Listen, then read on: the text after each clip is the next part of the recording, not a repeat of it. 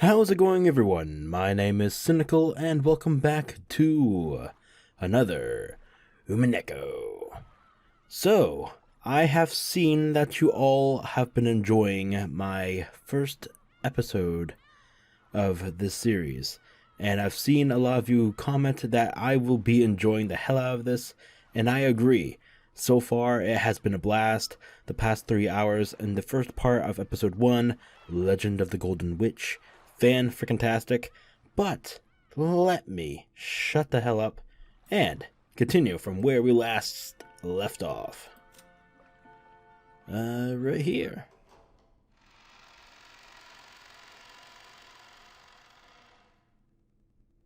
So yeah, Natsuhi 姉さん。最近頭痛の方はどうなんや。一時だいぶしんどそうにしとったろ。おかげで最近はだいぶ調子がいいです。Oh, hello, you're new. Oh, by the way, for those who are coming in during this episode and haven't seen my last episode, go ahead and go into the description. There should be a link to the playlist. Check it out. 心配をしてくれてありがとう。そうだ、これ。夏日姉さんにお土産。Is this the first? Let me go to the timeline here thing. Oh, hasn't come up. Okay, never mind. I'm thinking it's this time.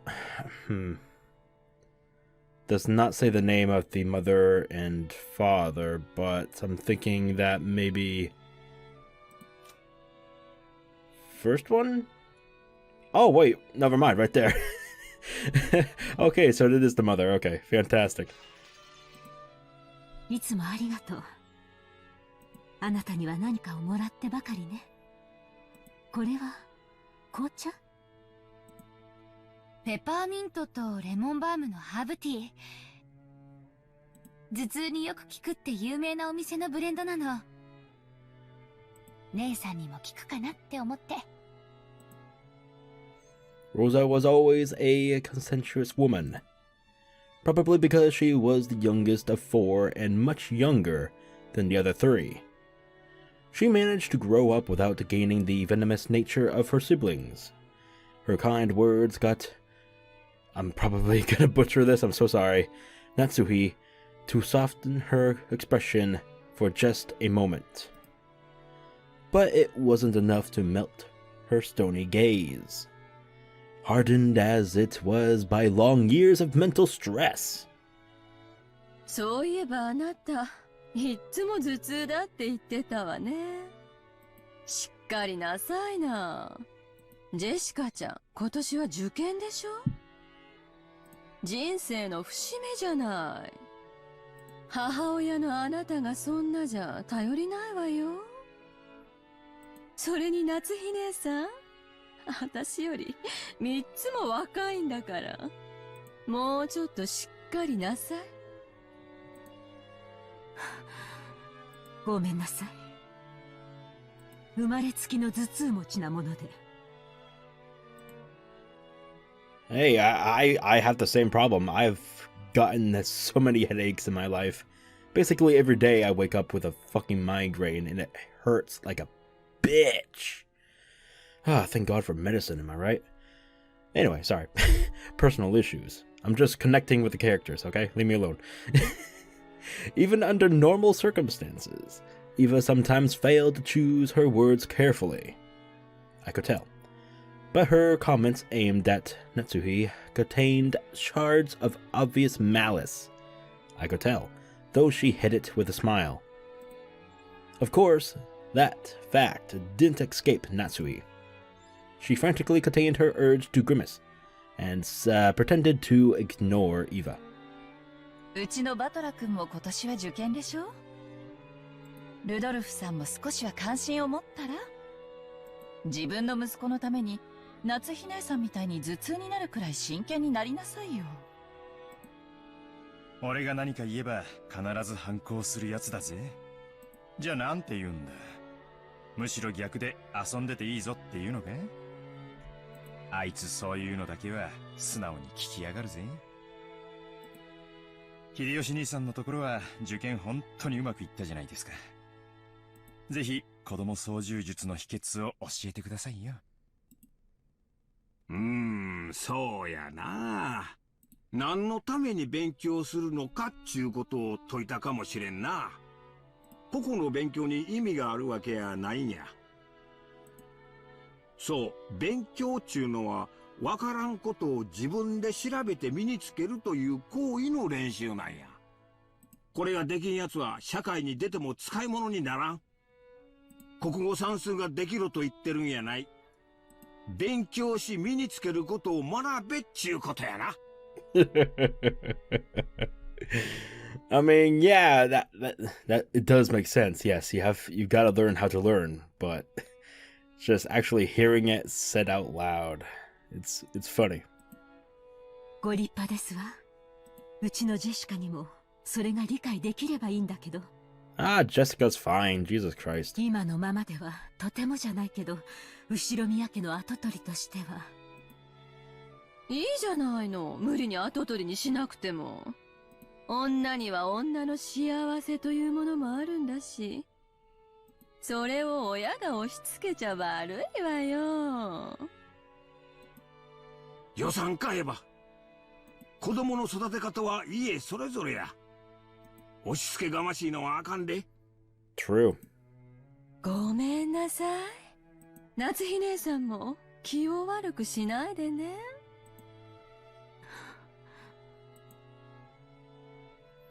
Though the light shining in through the window was quite warm despite the cloudy weather, there was a dark mood about the room, which was probably causing headaches for more than just Natsui. As if to sweep away that mood, Kiri brightly made a suggestion to all present. でも、本当に素敵な香りの紅茶ね。早速いただいてみましょうよ。レオポルドの紅茶なんて、日本じゃ確か銀座でしか買えなかったはずよ。キリエ姉さんはお詳しいですね。買ってきた甲斐がありました。Kiri and Rosa stood up from their seats and made as if to prepare the black tea, but Natsui forestalled them. お二人ともありがとう。それは後でいただきましょう。うちの者がすぐお茶を持ってきますので、どうぞおくつろぎください。Ah, yes, you always gotta heavily rely on the servants, of course. 二人とも後にしろよ。ウェルカムドリンクくらいごちそうになろうぜ。Rudolph gave a subtle signal with his eyes for them to sit down again. Kiri and Rosa understood instantly and obediently returned to their seats. The initial greeting of the guests was complete, so it was time for them to be served some tea. It was embarrassing for the host that the tea was late, especially now that the guests were talking about making tea themselves. Natsui bit her lower lip, frustrated by the ineptitude of the servants who were late bringing in the tea. Seeing her face, Ava immediately started to giggle. Hee. Of course, Shannon had no way of knowing what was taking place in the parlor. She came pushing a serving cart piled with teacups. For no apparent reason, Natsui gave her a pained look, and Shannon couldn't help but flinch without knowing what she had done wrong. 失礼いたします。 Ah ha ha ha, so this is the one he fancies, hmm? I can see two reasons. Son of a bitch. I mean, come on! Some people are fans of big boobs. What? お茶のご用意をさせていただきます。おう、シャノンちゃん、久しぶりやの。Hello. ますますべっぴんさんになりよったな。いえ、Oh, she's cute. どうも。おしゃべりは配膳を済ませてからになさい。Okay, I already don't like you. You can have all the migraines in the world, bitch. お茶が冷めます。God damn it. 申し訳ございません、奥様。Yeah. She apologized like a small, frightened animal, bumped against the serving cart, and made a jarring racket as she dropped several teaspoons. Uh-oh. Her clumsiness made Natsui's expression turn even darker, which made Shannon quail even more. いいのよ、夏日姉さん。 Take a giant chill pill and choke on it. Jesus. 挨拶の一つくらいしたってどうってことないわよ。 I know, right? もう十分待たされてる分、十分お茶も冷めてるもの。 Okay. You're laying it on thick too, bitch. Stop, please. Fucking people. それは大丈夫です。冷めてはおりませんので。 See, it's still warm. Fuck off. シャノン、 Oh, 早 God. く配膳を済ませなさい。 Okay, I'm sorry. Jesus Christ. 失礼しました、奥様。 Hey. Natsui's irritation was obvious right now. The ineptitude that delayed the tea, the clumsiness of the servant. Everything pointed to the incompetence of Natsui's everyday leadership, making her lose face. As a person in charge of the Ushiromiya, I'm still butchering the name, I'm so sorry. Ushiromiya head family's kitchen, allowing that clumsiness to be exposed. Today of all days was surely nothing less than total humiliation. Ha! よせよ、夏日姉さん。 Yeah, you tell her, Rudolph. シャノンちゃんだって頑張ってるのに、いじめちゃかわいそうだぜ。いじめてなんかいません。 Yes, you are. いい香りね。お茶の銘柄を聞いてもいいかしら。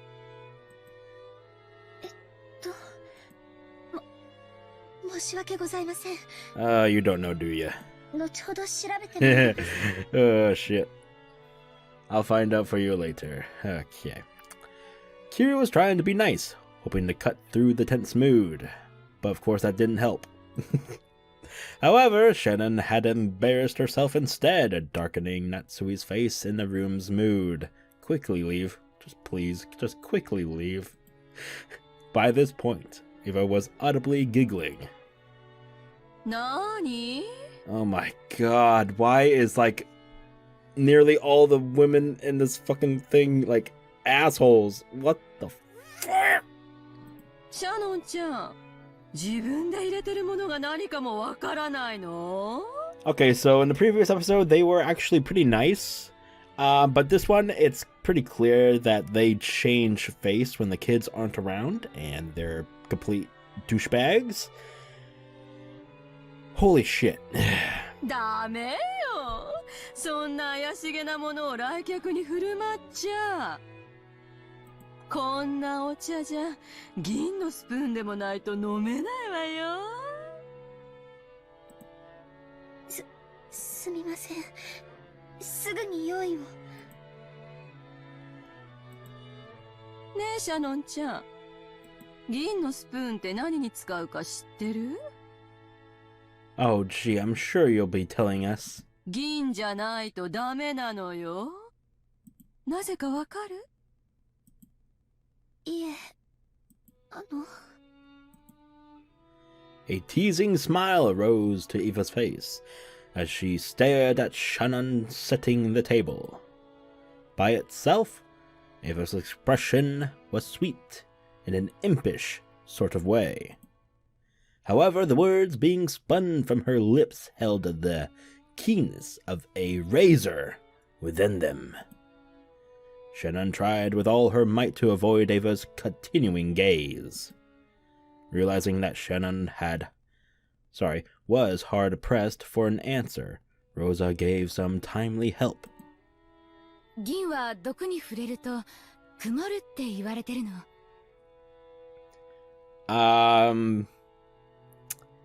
Just something to rant on. When you're gonna put in a new character onto the screen, have them, you know, like that fan is in front of her eyeball. Like, god damn it. Forefront, you assholes. Put it in the forefront, not in the background. When you're bringing in a new character into the fucking scene, into the fucking time, into the fucking goddamn screen, put them in the forefront, not the background, please. Anyway, done. シャノンちゃんも一つお勉強ができたわね。 They were acting as though this tea needed to be tested for poison before it could be drunk. Of course. You know, that paranoia wouldn't actually have to surface to you all if you actually, I don't know, were nice to them.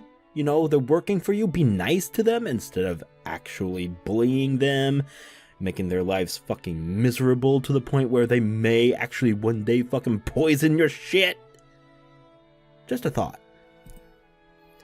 In Natsui's eyes, this wasn't an insult both to the tea and to herself for serving it. Rudolph laughed flamboyantly and patted Eva's shoulder. 姉貴に銀食器なんていらねえだろう。毒舌の姉貴が一舐めしたら、銀の皿だって真っ黒に曇っちまうぜ。That's right, laugh too. わしはその毒舌を毎日聞かされとるから、もう毒に耐性がついてしもたわ。Ooh. エヴァもわし相手には構わんが、耐性のない相手にはちいと加減せんとな。Oh shit. あらあら、ひどい。シャノンちゃんにお茶の知識を教えてあげただけじゃない。Sure you did. Alright. Everyone followed the lead set by Hideyoshi's horse laugh. Horse laugh. Anyway, and chuckled, though not easily. I'm already tired. These assholes. These fucking assholes. Only Natsui didn't join in, but for the time being, the conversation inside the parlor could now be mistaken for a lively and friendly chat. As Shedden finally finished setting the tea table and tried to leave, Gary apologized to her in a low voice for not being able to help. Shannon gave a light bow and made a hasty retreat. Shannon cast her eyes downwards as she pushed the cart down the corridor. Anyone seeing the pitiful way she looked might easily conclude that she'd been bullied in some way. 気を落とさないで。 Ah, Kanan. 姉さんは何も悪くない。 Oh, so they're brother and sister? Well, the naming scheme makes sense now, so actually, yeah, okay.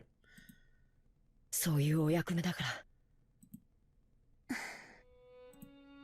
奥様もエヴァ様も地獄へ落ちろ。Yeah, they kinda can, yeah. でも、それより卑劣なのはあいつだ。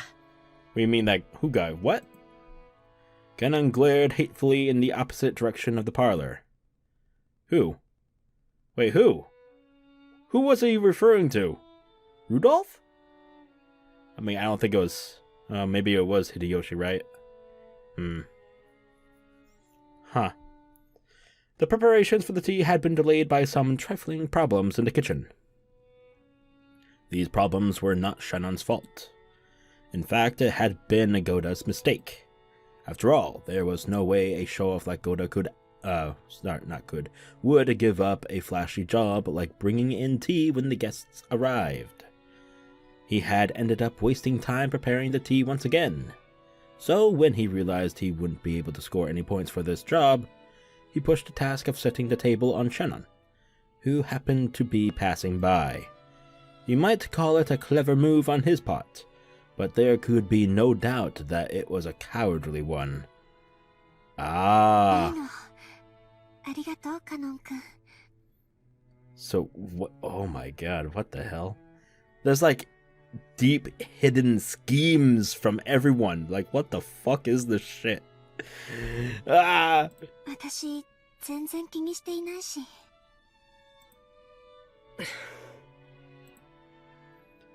Oofa.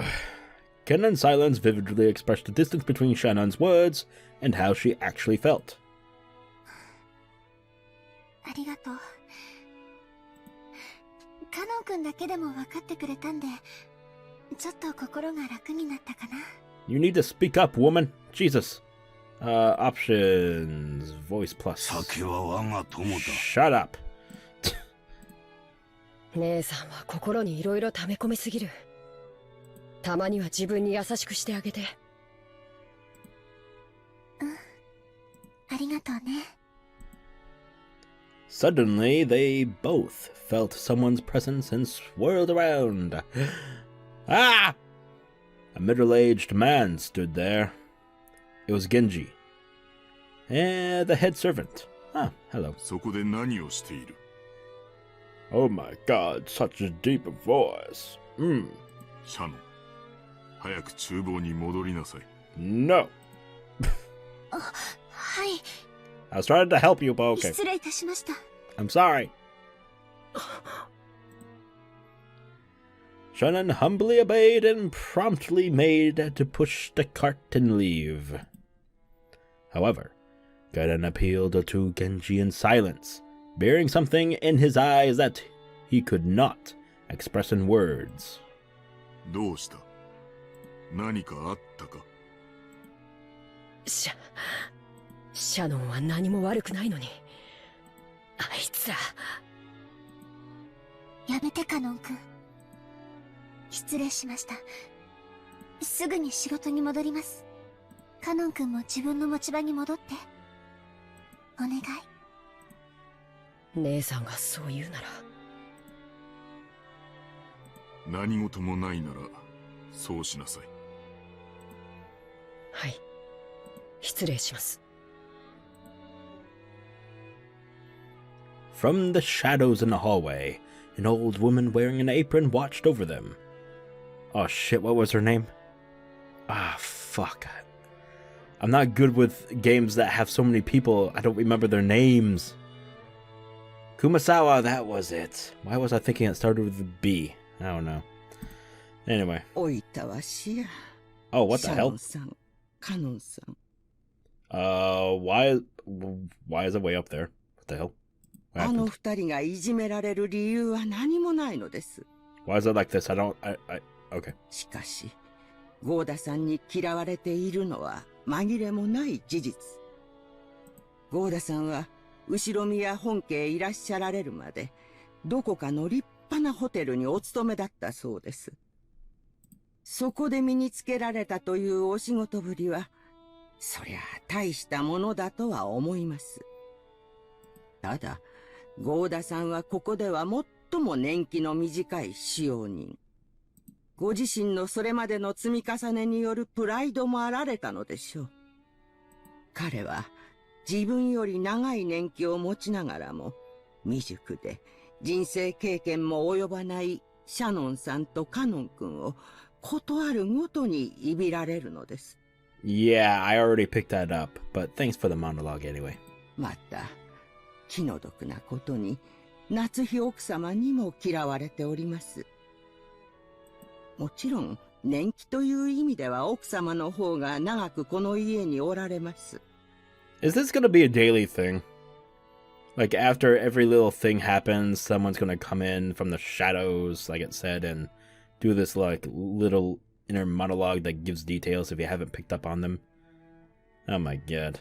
Please tell me this is like a one-time thing. Oh my god. こればかりは奥様にも同情しなくてはなりません。本当に親方様も罪作りな方でございます。ご自身のちょっとした気まぐれが奥様にこれほどまでの劣等感をお与えになるとは。もちろん、奥様とて内心はあの二人に辛く当たる言われは何もないことを You could just go back and read it yourself. Again, I'm sorry. My finger loves to just click. Not intentionally, unintentionally. It's just, oh my god. Alright. しかし、それが理屈で分かっているからといって、どうにもならないのが人の心。ああ、ほいたわしや。私には何もできず、こうして物陰から見守ることしかできないのです。Alright, well that was fun. Whoa, okay, what the fuck? What the fuck? Okay, now it's moving. Okay, noon. Got it. Okay, that actually freaked me the fuck out. Okay, that was new. Ooh, what the hell? Wait, what was that? What was that?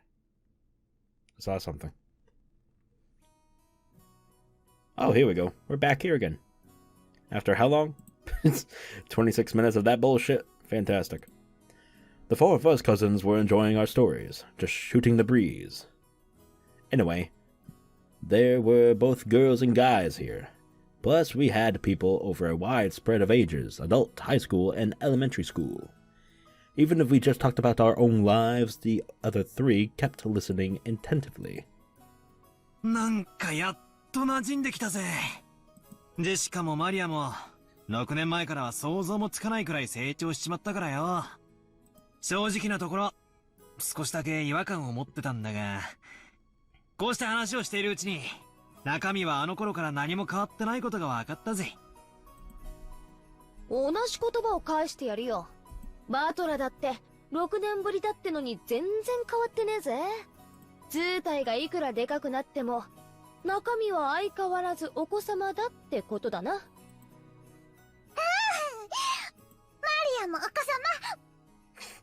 マリアもお子様。 Yes, yes you are. マリアだっていつまでもお子様じゃねえぞ。お子様から可愛いお姫様に成長してくんだからな。そうしたらまな板みてえな胸もすぐジェシカ並みになるぞ。 Oh my god.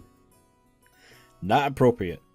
そしたら揉ませてくれよ。約束だぞ。 Not appropriate. What the fuck? No, don't. 揉ませる。 Oh god. Oh, what did I stumble upon? I need Jesus. I just need Jesus. Please. Pee on me with your holy water. What? 約束する。 Oh my god. Oh my god. I think that was more inappropriate for me to say that. What the fuck?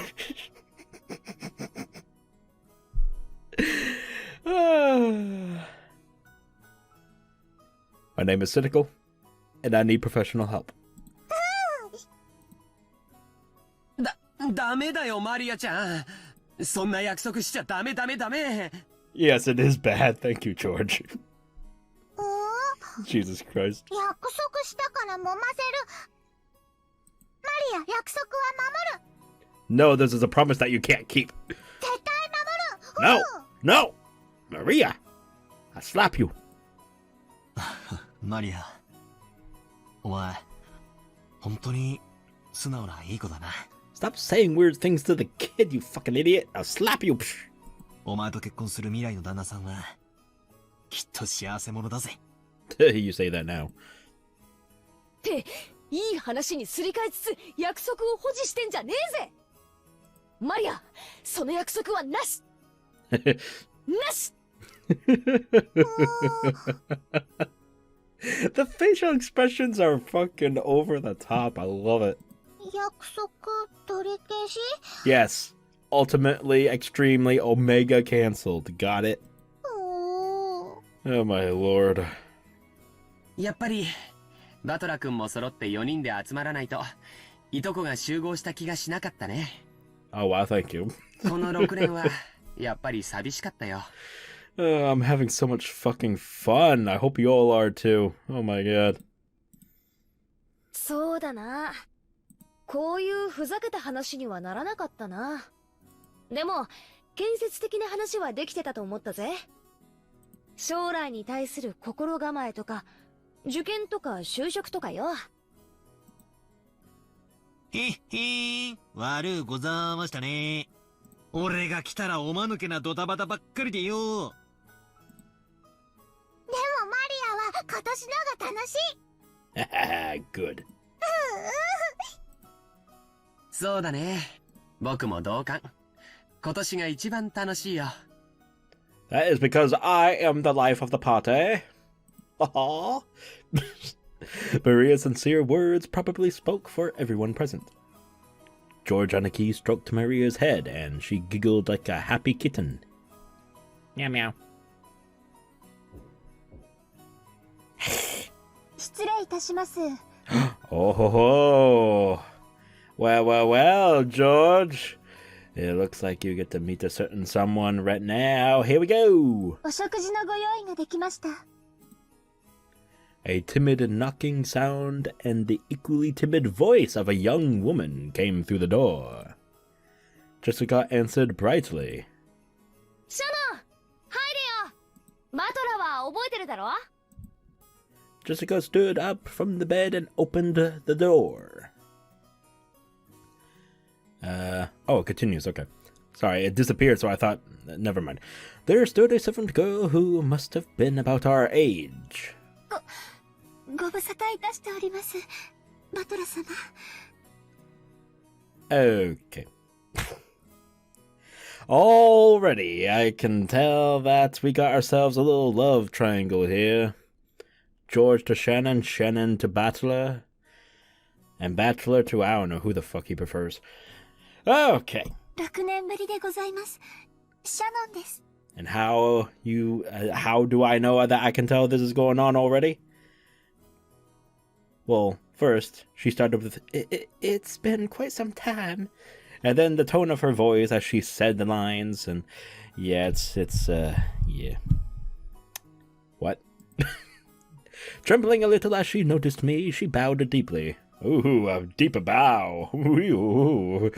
She wants to D, what? Ah, he's 18, shut the fuck up. ジェシカにも驚かされたが、シャノンちゃんにも驚かされたぜ。 Wait, how old is she? Oh, fuck. Maybe I was a little bit inappropriate. I'm sorry. あんたもすっかり美人になったじゃねえのよ。もったいないお言葉。強烈に存じます。 Oh my god, if it wasn't Leia's day before, it is now. Cheese ass. しかしよ、この島じゃよっぽど食事の栄養価が高いんじゃねえのか？ And just like every fucking male protagonist in every anime-ish type thing, the male character has to be dull as a fucking buffoon. 何を食ってどこを鍛えたら、そんなにでっかいお胸になるんだか。 Son of a bitch, Bachelor, you need to control yourself. ジェシカとどっちがでけえか、ちょいと触って確かめさせてもらうぜ。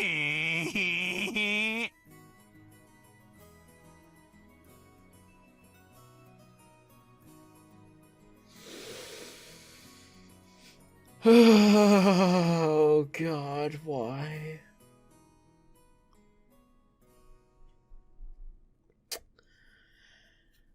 Okay. All right. Okay. With both hands poised and saliva dribbling from my mouth, I closed in. For the sake of justice and my personal honor, I'd like to point out that I don't suffer from some strange disease that makes my lymph nodes itch until I scratch my neck open, and which can only be prevented by fondling breasts. Fucking Christ. This is just a bachelor styles method of communication. Whatever helps you sleep at night, bitch. If I slowly close in on her like this, odds are 8 or 9 out of 10 that I get slapped or clobbered, right? So I can use this Blattersama original technique to spark a gag like that and break the ice.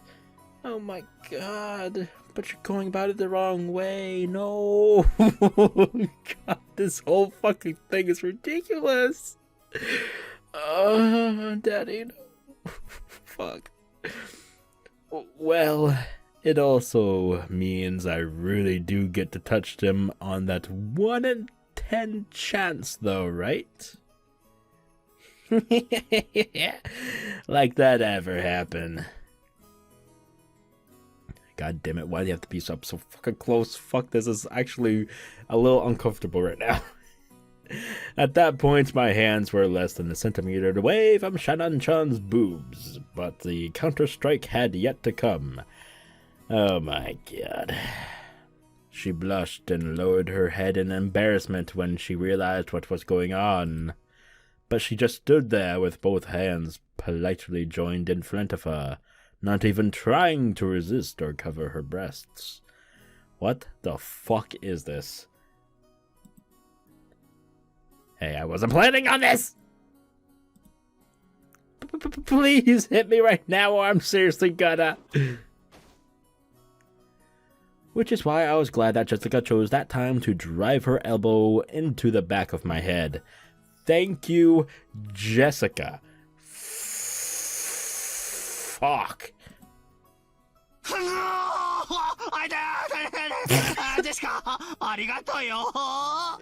I just spat all over my fucking mic. God damn it. Oh my god. Okay.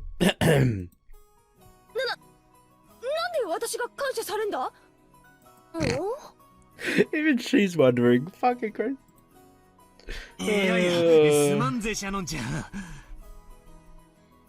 Okay.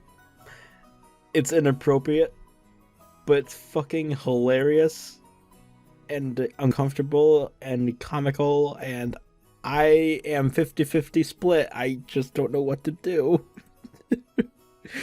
But I hope we're all having a fucking splendid of a time. Oh. 魅力的な胸に思わず吸着されそうになっちまった。Oh my god. つうか、さすがにあの間合いまで来たら犯罪確定だろ。Yeah, I'm looking at one right now. ダメだぜ。抵抗しなきゃよ。ですけど。But I'm what? What? バトラ様は大切なお客様 That です。 is no... Okay. Okay. Shannon, I need to have a word with you, okay? No means no! You too, Bachelor. No means no, bitch. Fuck. あのな、お客様でも犯罪は犯罪。Truer words have never been spoken. Okay, I'm just, oh my god. 女の子の胸はだいたい10センチくらいからが防空識別圏だな。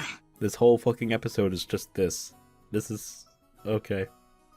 2センチ圏まで侵入してきたら、これはもう領空侵犯だぜ。スクランブル発進で即ビンタを食らわせてやれ。そんなことできません。私たちは、Nah, nah, nah, nah, nah, nah, nah, nah. I will not have that. Furniture. Of course, she didn't want her breast touched, but if a guest so desired, she was prepared to sacrifice herself to suit their wants. No. No effing no, okay? No. Nana. Ukane. No. Stina. No! What? I don't know what the fuck I just said. A girl like this needs some urgent protection. 今時こんな献身美徳な子がいるとは。軽いめまいすら覚えるぜ。でもダメだ。A man should never have that kind of power. ダメなんだ。 That's right, Bachelor. No. 俺がいやらしい顔で迫る。ハッタウス。いや、エッチ。 Oh my god, this is just too funny but stupid at the same time. そういうお約束じゃないとオチがつかねえんだよ。頼むよ、お願いでよ。俺を引っ叩いてくれよ。こう、バチンバチンと。お願いは聞けません。家具ですから。でも、命令ならお聞きします。Fine, it's an order. Slap me, bitch. それが務めですから。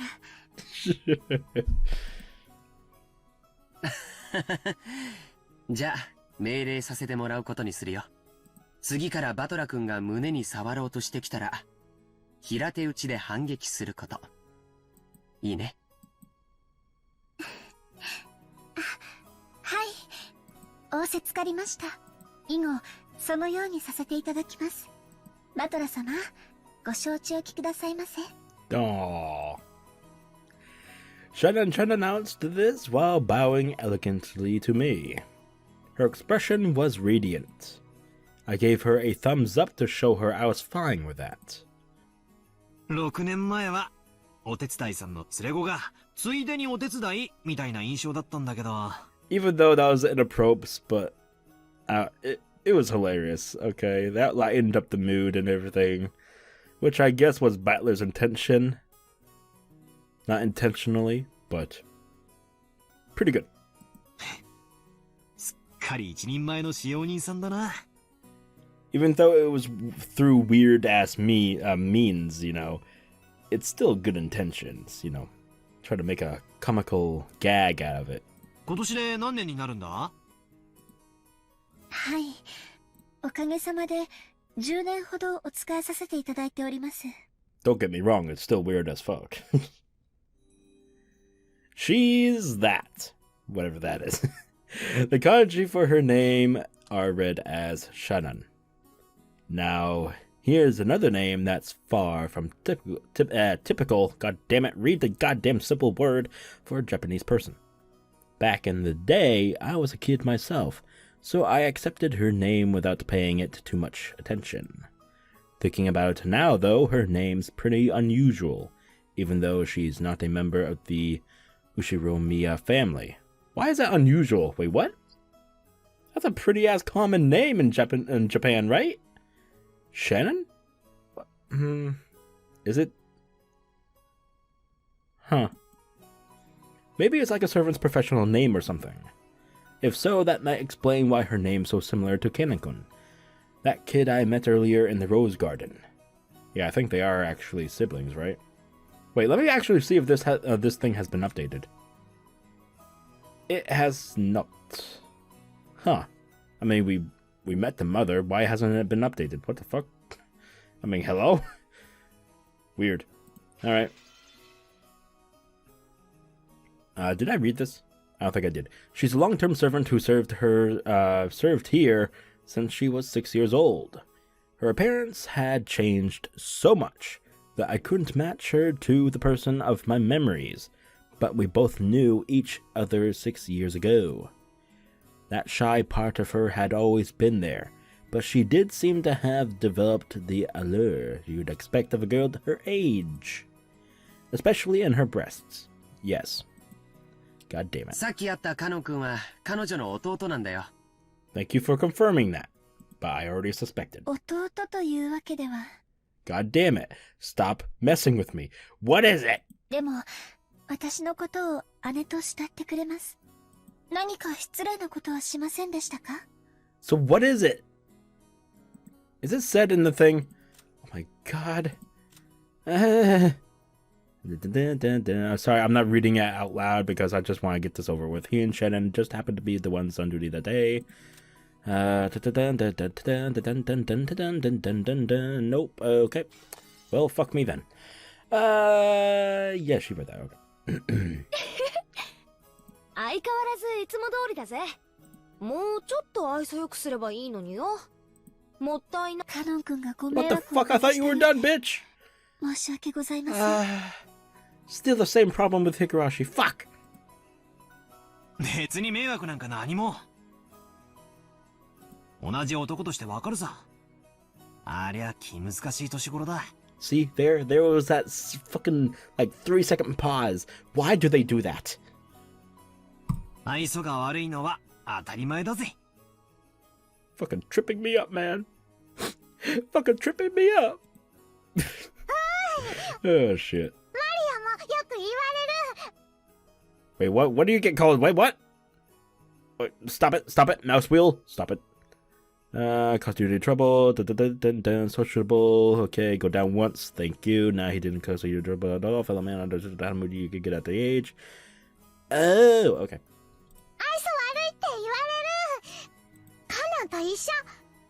Not exactly.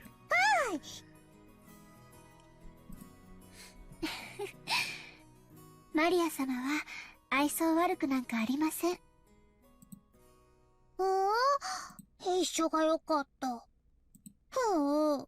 Why did you want to be like him? 食事の準備ができたんだっけ？はい。失礼いたしました。お食事のご用意が整いましたので、皆様をお屋敷へご案内いたします。Shannon bowed again formally and returned to her duty mode.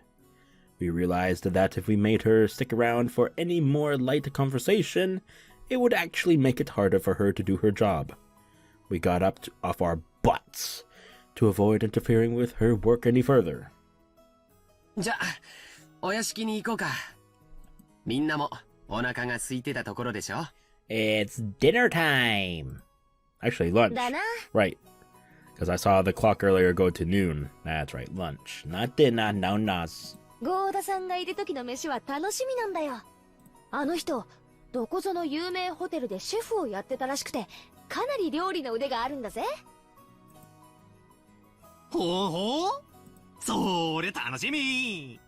行こうぜマリア。ガツガツ犬みたいに食い散らかすぞ。犬みたいに食い散らかす。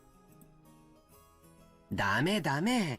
バトラ君の言うことはいちいち真に受けちゃダメだよ。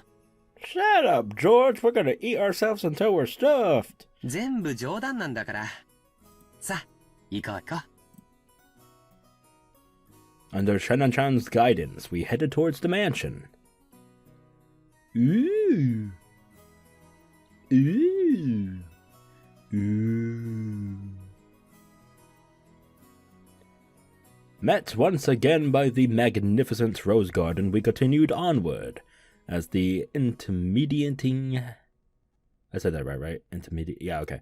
Mansion of the Ushiromiya head family came into view. I always just want to go for family, not head family. The head always fucking trips me up. God damn it. It had apparently been built shortly after the war, so you could feel the dignity of almost a half-century hanging about it. The building was gorgeous on the surface, but old as it was, equipment such as its AC and heating were apparently quite frail. According to Jessica, midwinter was especially tough, what with all the drafts. Haven't these people ever heard of a kotatsu? Probably not. Ooh! Fancy. As we entered the entrance hall, an aged servant greeted us. Now him I remembered. Genji-san, including the kanji there, who had been working here longer than anyone, filled the role of head servant. バトラ様、お久しゅうございます。 Indeed it has. As our eyes met, he greeted me with a calm, composed voice. His bow wasn't as graceful or refined as Goda's, but despite its simplicity, it communicated his feelings very well. ゲンジさん、本当にお久しぶりっす。お元気そうですね。おかげさまで健やかに過ごさせていただいております。バトラ様こそご立派になられました。Why, thank you. 親方様の若き日に少し似てこられましたな。God damn it. 俺がじい様に？ってことは、さぞやじい様は若い頃モテたろうな。Oh, he said, okay, never mind. He said master, right? Yeah, he did, okay. I thought he meant, like, you know, his father, not grandfather. That's, okay, never mind. ここからはシャノンに代わって、私がご案内申し上げます。どうぞこちらへ。Shannon-chan bowed deeply and watched us leave. After that, we headed towards the dining room under Genji's guidance. Genji-san, just like Kumasawa-san, stood in stark contrast to us young people who had grown beyond recognition over the last 6 years. His appearance was exactly the same as in my memories from 6 years ago. It was as though time had stopped since the last time we met. Genji-san was an extremely quiet and diligent person. He was basically grandfather's close aide and caregiver, and you might even call him grandfather's companion of many years. In fact, it seems he was by grandfather's side even more often than my late grandmother was. According to Jessica, grandfather trusted him more than any of his blood relatives. That's kind of weird, honestly, but okay, yeah, sure.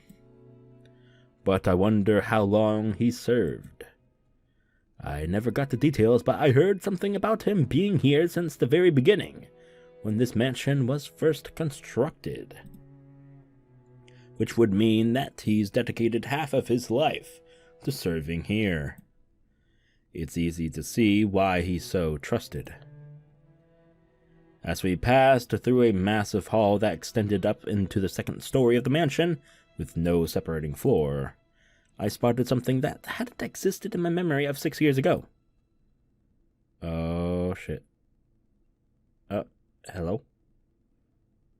Oh, okay, it's moving. What the fuck? Okay, hi. It's a portrait.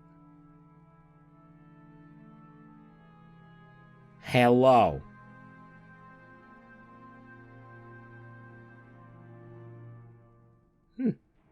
Pretty portrait. Okay, there we go.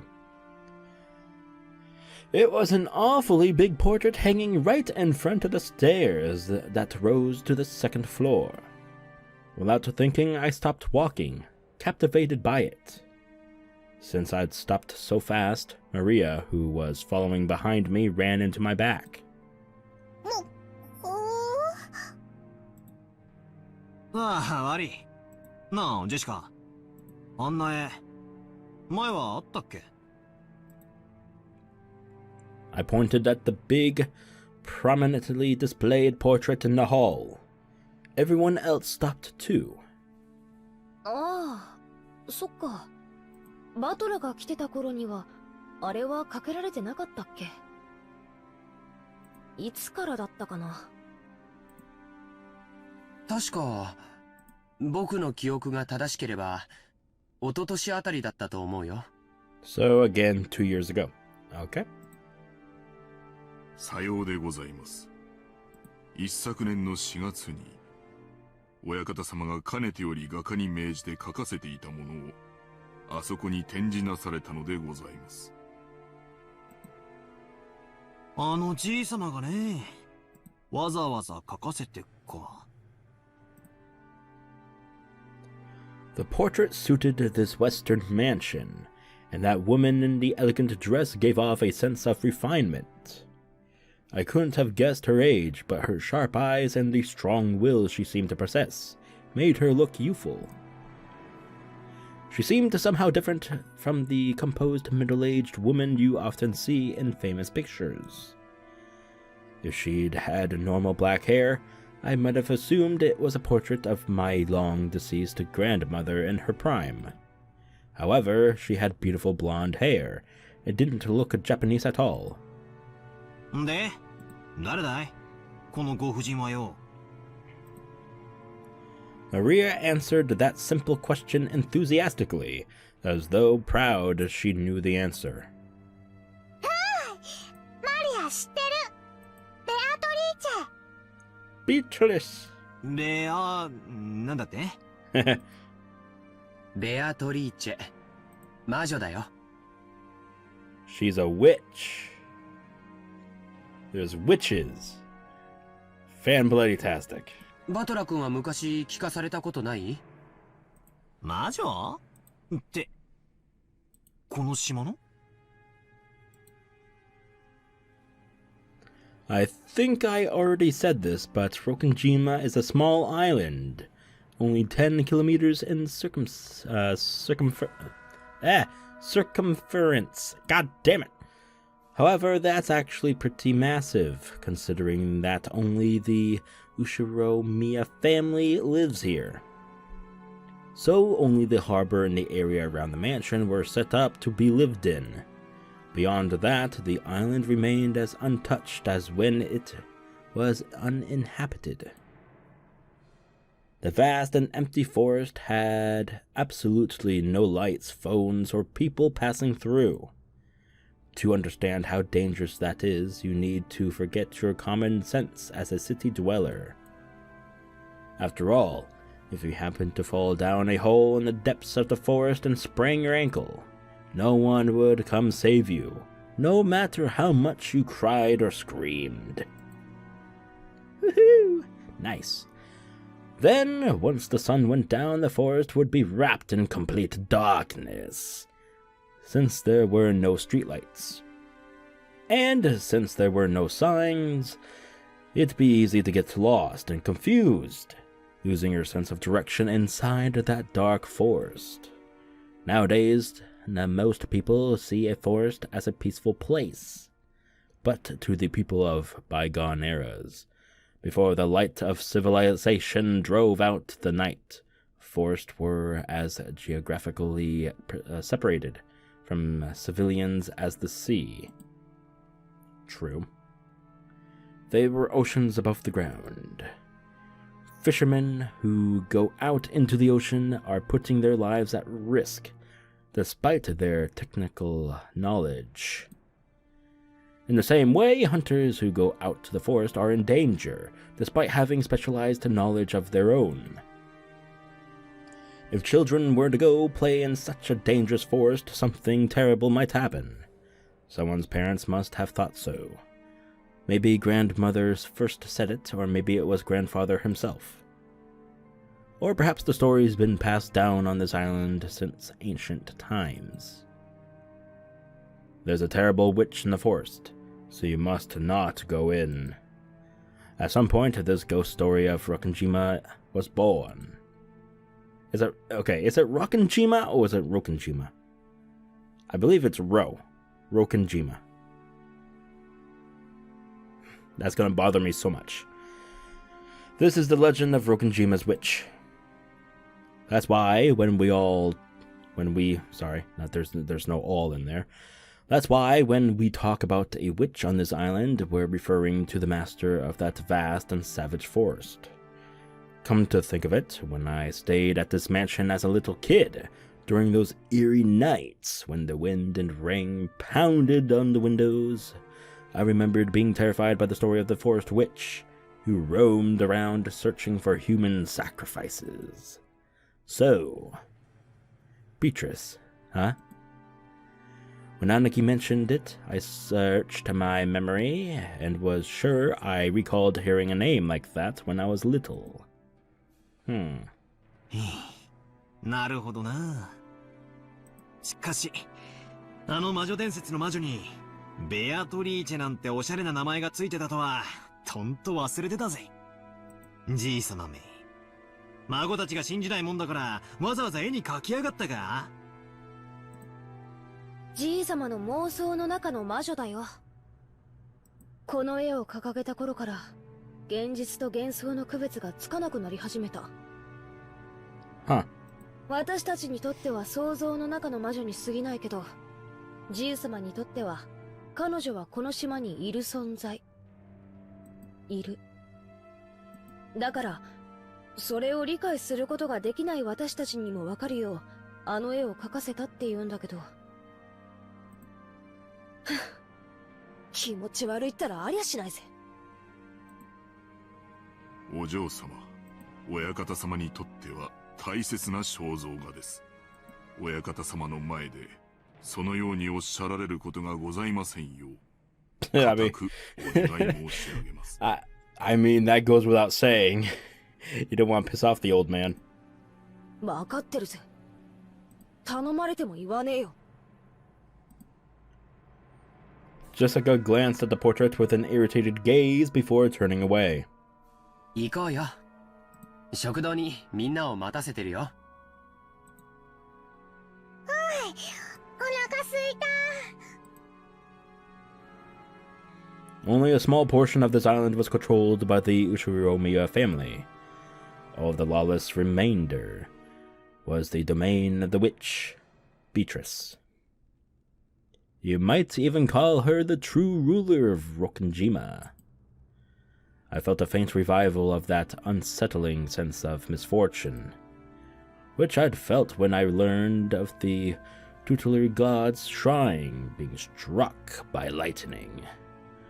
And I remembered that Kumasawa-san tried to tell an ominous story about Rokkenjima before Jessica stopped her. I don't know what she was planning to tell us about this island, but I do know one thing. It isn't the Ushiromiya family that rules Rokkenjima. It's the witch, BEATRICE. That's right. After all, this is the witch's island.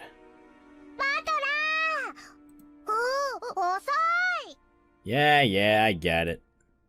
When I looked around, everyone was already heading towards the dining room. I hurriedly chased after them. Well, that should be fun. Cool. We actually got to saw BEATRICE. Alright, so we are an hour in. Oh my lordy lord. Okay. We walked up the huge double stairs that led to the dining room.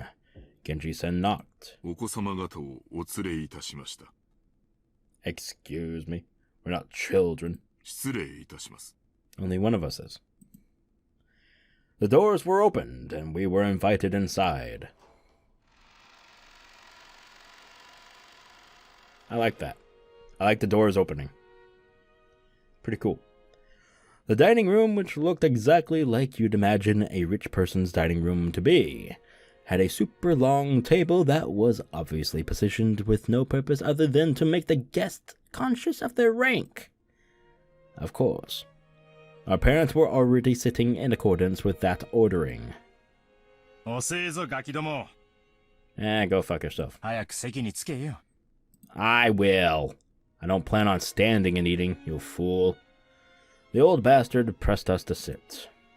The only gaps in that group of people were the spots we were supposed to sit in, which only made us feel our tardiness all the more. The seat at the head of the table, called the incipient chair, was for the most highly ranked, reserved for grandfather. Ooh, is he actually going to show up? It was still empty. I guess not. He probably wanted to show up last for dramatic effect. From the perspective of someone facing the incipient's chair, head on, the seating order went from left to right, which the lower-ranking seats progressing in rows of 2 further away from it. So, the left-hand side of the first row, closest to the incipient's chair, was where Uncle Cross should have sat, since he was the second highest rank. It looked like he hadn't arrived yet, so that seat was empty. Oh no, really? And it's still not there, fuck! Although you're new. Hi. There's that crest on his jacket. Or, not jacket, suit. Huh. Okay. Anyway. So that seat was empty. Across from his chair, on the right side of the first row, sat the eldest daughter of the family, Teva, who was the 3rd highest in rank. The left-hand side of the second row was for the 4th highest in rank. There sat my damned father, Rudolph, the 3rd of the siblings. Across from him, on the right side of the second row, sat Aunt Rosa, the youngest sibling. At this point, you might expect their husbands and wives to come next. But nope! The left-hand seat in the 3rd row, rank number 6, belonged to Jessica. Opposite her was George. I sat next to Jessica. And Maria sat across from me.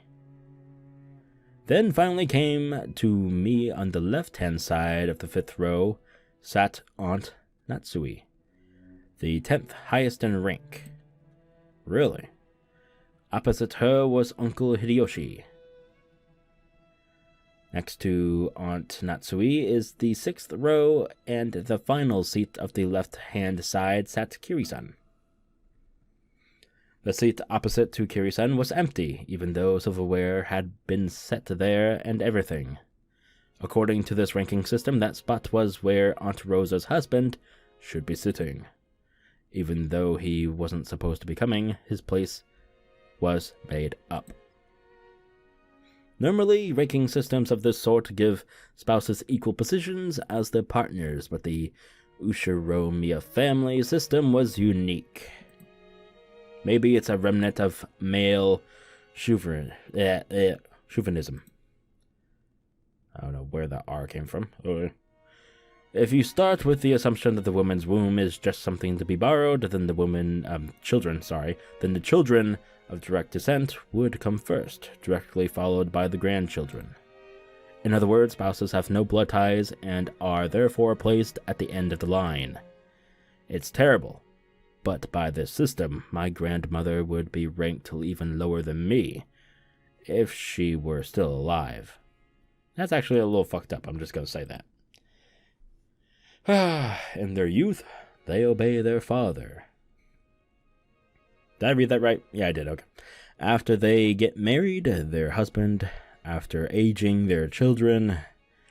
There's the old saying, women have no home in any realm. Jesus.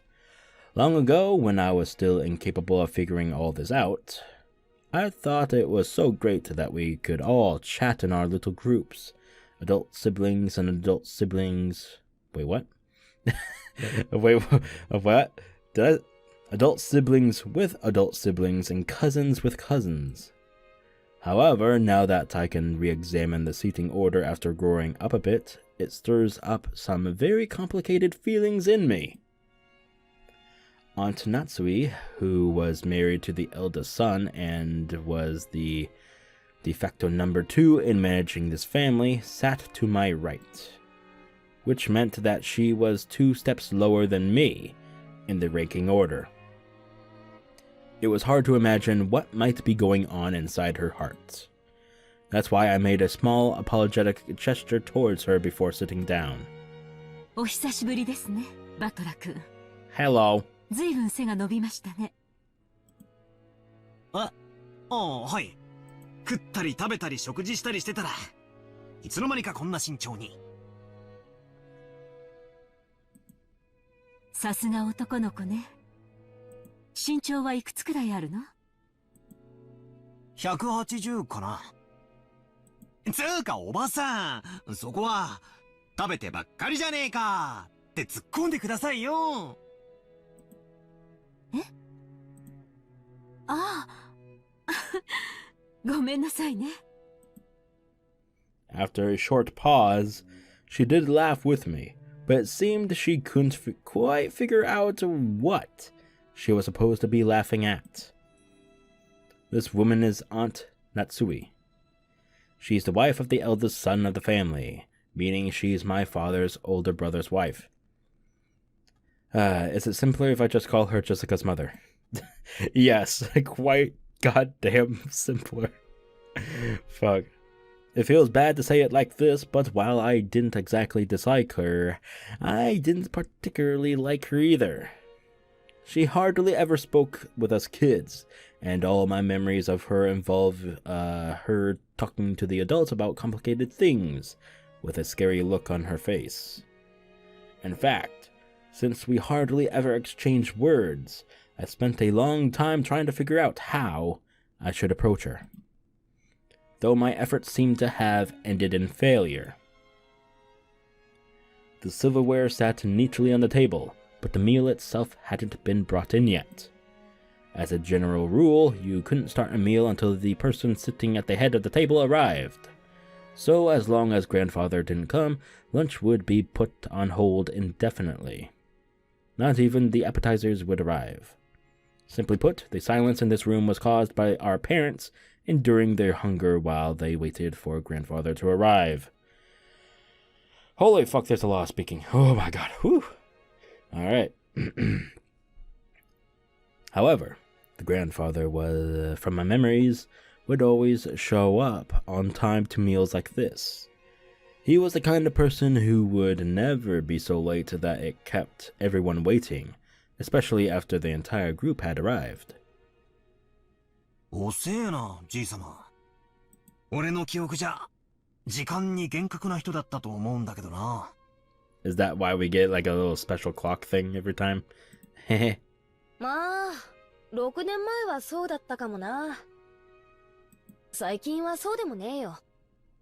というか、もう自分の世界オンリーって感じで、会食にも顔を出さねえぜ。Oh, so we get to starve. That's fantastic. さすがに今日くらいは足並みを揃えてくれるって思ってたんだけどな。まあ、私は来ない方が気楽で嬉しいけどよ。That's harsh. ジェシカ Okay. Yeah, you should have at least whispered it into my ear, not say out loud. When her mother scolded her, Jessica stuck her tongue out and looked away. Okay, you're in your little rebel phase, huh? Gotcha. Goddamn rebellious teens! No way around it. Might as well wait until our host arrives. When I glanced at the clock, I saw that it was almost 12:20. Damn. Oh, what the... Okay. What happened? Ushiromiya Kinzo. Kinzo? Is it Kinzo or Kinzo? Fuck. The aged family head of the Ushiromiya family. This man could be seen in his study. The clock had already passed noon, but he didn't even attempt to rise from his seat. With his spectacles on, he built up a growing pile of books with elaborate bindings, which he then read intently. You couldn't really say that he was having too much fun to stop. Rather, he filled the room with a sense of impatience, or perhaps a sense of impending danger, as though every second wasted was a tragedy. In the sealed room, a dense dust danced through the air, which was thick with a stench of chemicals that exuded a mix of suspicious odors. Those odors were somehow sweet and heavy. If anyone with a normal nose came in here, the first thing they'd do would be to open a window and ventilate this room. The knocking against the study door had been going on for a while. One of the servants, probably. A voice calling father sometimes mingled with the knocks. Oh, maybe not. As Kinzo... I'm just gonna go with Kinzo. As Kinzo heaved a deep sigh, he snapped shut the old book in his hands and slammed it on the table. Then he yelled at Cross, who was still knocking on the door. やかましい！その音を止めぬか愚か者！叩けば扉は開かれると誰が教えた？ Hold on, I want to see something real quick. The audio settings, shit, not that. Sorry. Damn it. I wish they were separated. Why does music have to be with the sound effects? Shit. Whatever. そのバカ者は貼り付けにしたぞ。Oh, Jesus. お前もそうされたいのか？お父さん、年に一度の親族会議の日ではありませんか。皆下に集まっています。どうかおいでください。Cross called out to his father through the door. Kinzo always shut himself up in his study, hating it when nearly anyone, even his family, entered the room. For that reason, Cross had no choice but to call to him from the corridor like this. 私にかがうでない。 Okay, no one's talking about my...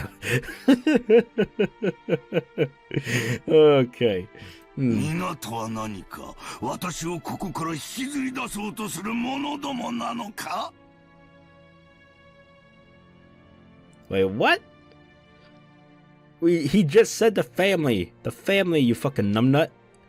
My god, this guy's an idiot. ならば殺してしまい。 Whoa, okay. I think he's gone a little bit senile. Let's go ahead and put him down. Yeah? バラバラにして巻きにして魔女の炉にくべてしまい。Okay. This is weird. その炉には鍋をかけて苦いおもぎを煮るがいい。黙示録の煮汁はそれでも私をここから連れ出そうとするバカ者どもに飲ませてやれ。 Okay, he's officially gone insane. Can we all agree to actually put him down? If he tries to not accept his fate, we can go ahead and butcher the guy into pieces and be about it. Okay? Yeah? Okay, cool. 残りは酒につけるのだ。 Okay, he's still going. ああ、源氏はどこだ。 Oh my fucking god. 源氏を呼べ。苦害の麻酒を用意させろ。 Excuse me, wait, what? 緑の妖精のささやきが届かぬ。ああ、源氏はどこだ。源氏を呼べ。 Okay. On the other side of the door, cross Nanjo and Genji. I know I said it wrong because I was trying to be a little fancy-pantsy, but that fucked me over. Kept waiting for the master of the house who stubbornly refused to come out. Well, the Genji's the man right there. Okay. Oh my god, that's what he looks like? Fuck, even I want to kill him. Okay. すっかり嫌われてしまったようだ。もう私の声では何も届かんよ。 Dude, even I'm not your father and I want you dead. Jesus Christ, you look like a fucking evil mastermind of fucking idiocy. Like, what the fuck? Cross shrugged as though saying it's no use and smiled bitterly. From the beginning, he hadn't really expected his father to respond to his calls. However, since it was the duty of the eldest son, he had tried as a formality. Kinzo-san. Oh, the doctor, hello. あんたの顔を見に息子や娘や孫たちが来てるんじゃないか。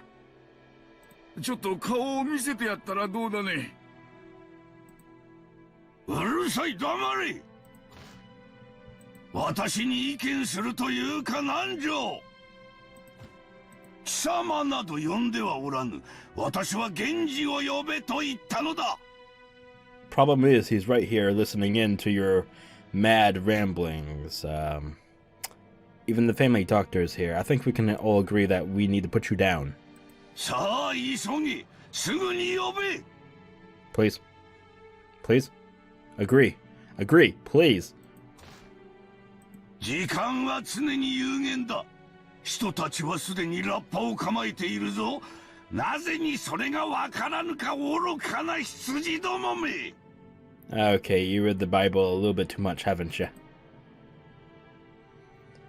Kinzo slammed an old heavy book against the table over and over.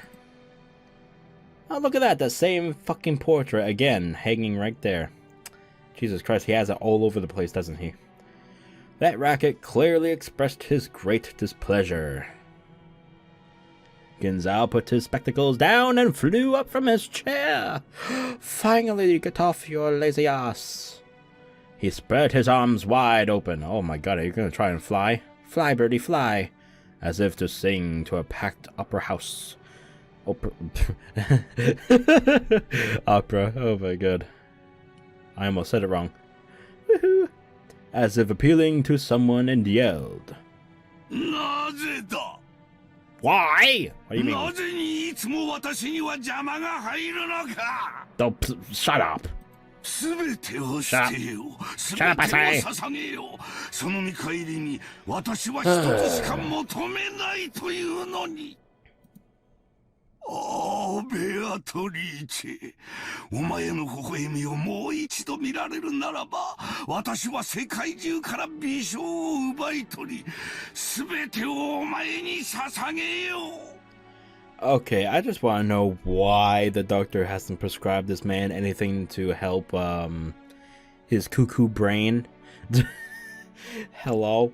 おお、イナゴの軍団長たちよ、世界中から美少を刈り取り収穫せ。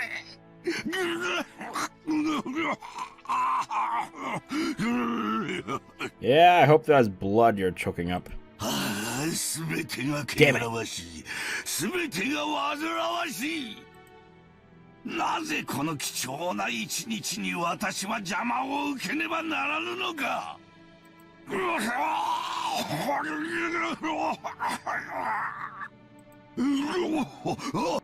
氏を呼べ。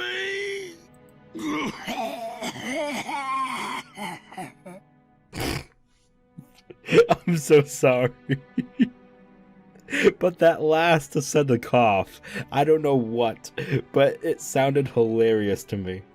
Okay, interpropes, I know. 何を怒鳴ってるのかもさっぱりだな。 Finally someone says it. もう頭がどうにかなっているのだろう。 That's what I've been saying. クラウスさん、実のお父さんに、そりゃあんまりじゃないかね。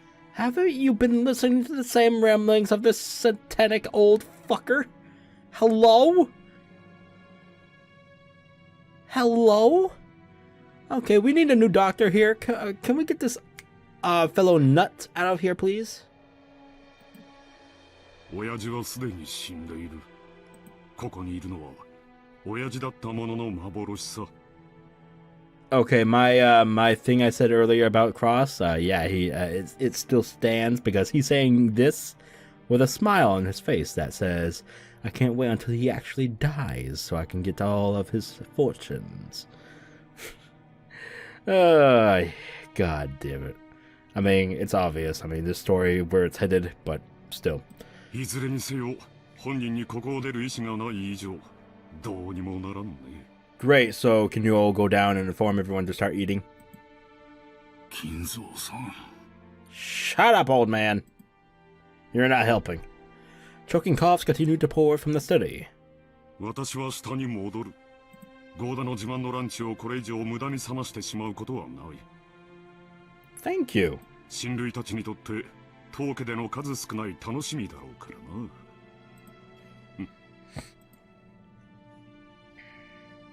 Cross spun around.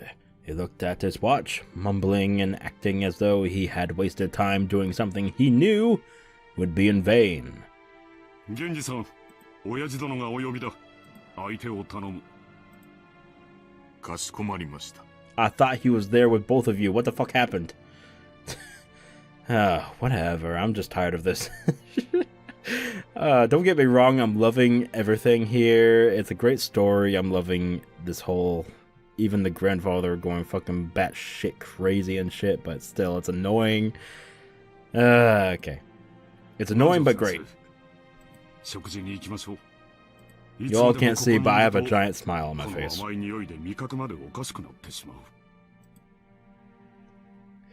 Without waiting for Nanjo, Cross went downstairs. Genji urged Nanjo to go and eat. Nanjo glanced between the study door and Cross's back as the letter disappeared down the stairs, then let out a deep sigh.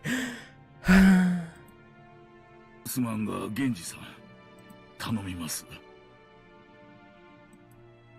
はい、お任せください。お酒はなるべく与えないように。あれは常習性が強すぎる。源氏はまだか。何者が源氏を阻んでいるというのか。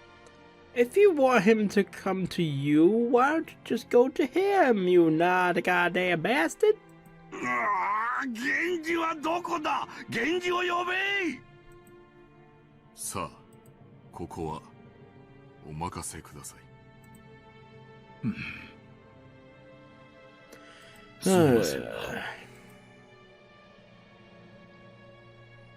Nanjo bowed slightly and descended the stairs. Genji watched him leave, then knocked on the study door. 親方様、源氏でございます。源氏か。何故私をこれほどに待たすのか。そこには誰もおるまいな。はい、私だけでございます。 No, there's someone stepping in my shadows right now. Kinzo returned to his seat in the study and pressed an old-fashioned switch on the table. Ooh. After a small delay, the heavy sound of the door unlocking could be heard. Kinzo was convinced that his family wanted to make a mess of his study. Or perhaps someone had once opened the window for some air and opened up, scattering things that, to him, were important research materials, leaving him in a terrible mood. Kinzo had outfitted his room with a formidable lock, preventing anyone from entering without his permission and thereby sealing himself in a jail of his own making. Genji, whom he trusted the most, was relatively free to enter the room, but even that didn't always hold. If Kinzo was in a bad mood, even Genji wouldn't be able to enter. Anyone else would be limited to holding a conversation through the door, unable to even see Kinzo's face. And most of the time, what they got could hardly be called a conversation. I know from experience already. However, this didn't trouble the rest of the family much. After all, it just wasn't worth the effort to disturb this aging family head, who was impossible to please and always stayed shut away, immersed in his research. Taking advantage of this refusal to leave his room, they supported his isolation, putting his care entirely into the hands of the servants.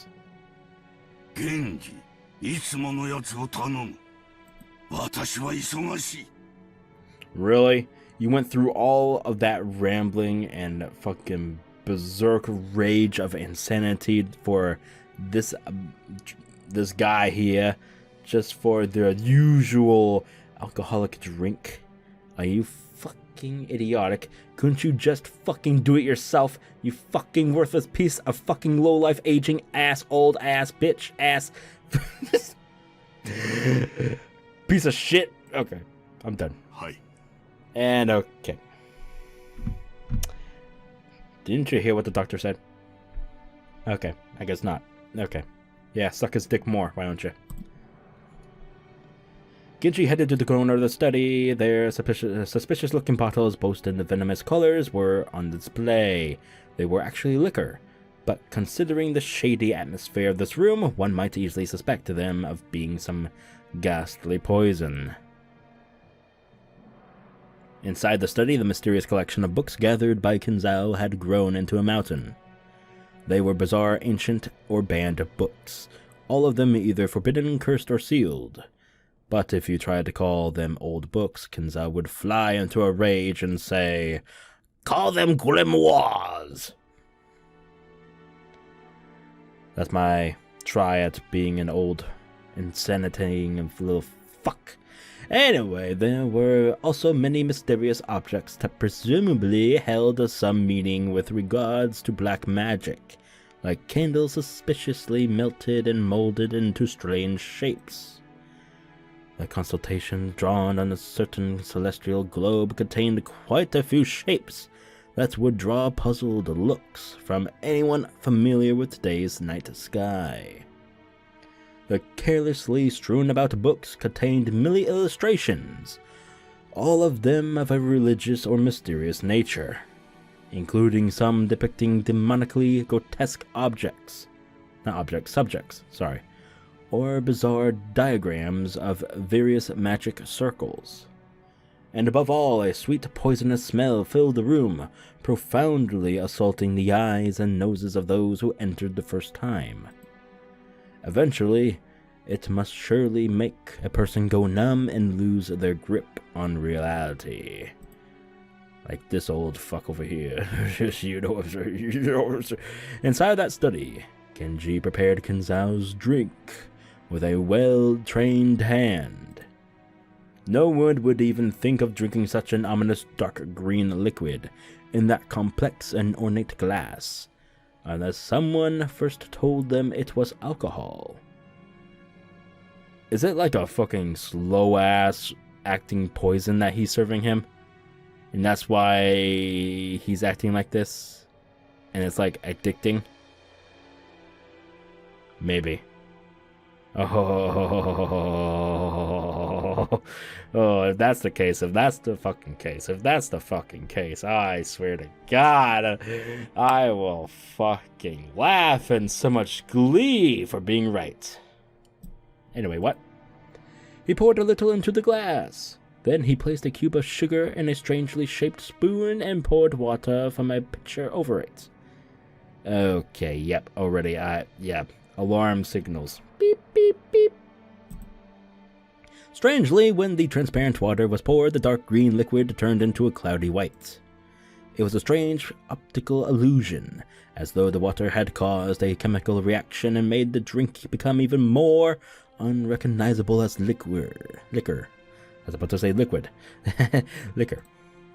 Then Genji added original flavors Kinzo loved, fine-tuning its taste. There was no recipe. Its success was measured only by Kinzo's mood swings when he drank it, and it had taken Genji many decades to learn how to do it right. Genji placed a glass on a tray and walked over to Kinzo. By this time, Kinzo was gazing out the window, like a madman.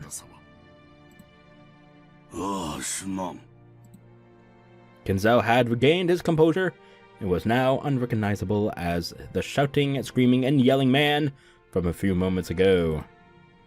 Looking at this man from behind as he tilted his glass and gazed down at the scenery beyond the window, he projected a sense of dignity and intelligence. To allow Kinzo to set his gaze... Sorry, I'm fucking up already. To allow Kinzo to set his glass down at any time. Genji motionlessly waited behind Kinzo and to his left, as though he were a living sideboard, and I need to take a few minutes break. Obviously, I'm just gonna pause the recording, so be right back. Alright, I am back. Whew. Then, without averting his eyes from the window, Kinzo held out his glass. There was only a mouthful remaining. It was not a gesture intended to set it upon the tray, but a motion to hand the glass over to Genji. Nome, waga tomo yo. もったいないお言葉です。私とお前の中に儀礼はいらぬ。Nome, tomo yo. いただきます。Genji respectfully received the glass and inclined it a little to taste its contents. After that, he gulped it down. お前が作るのを真似ているのだが、どうにも同じ味が出ぬ。Huh. お前が作る方がうまい。ありがとうございます。親方様のご指導の賜物です。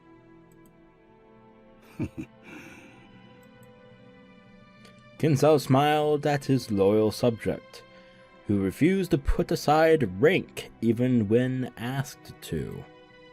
However, he was not making fun of him. His smile was relaxed, as though chuckling, at a close friend's old unshakable habit. 互いに老いたな。年を数えることも忘れてすでに久しい。今日まで過ごすことをお許しいただけたのも、すべて親方様のおかげでございます。Kinzo gave a faint smile, as if to say he didn't need any flattery. 今日まで本当によく私に仕えてくれた。息子たちは誰もが私を変人呼ばわりした。大勢いた使用人も皆私を恐れてやめていった。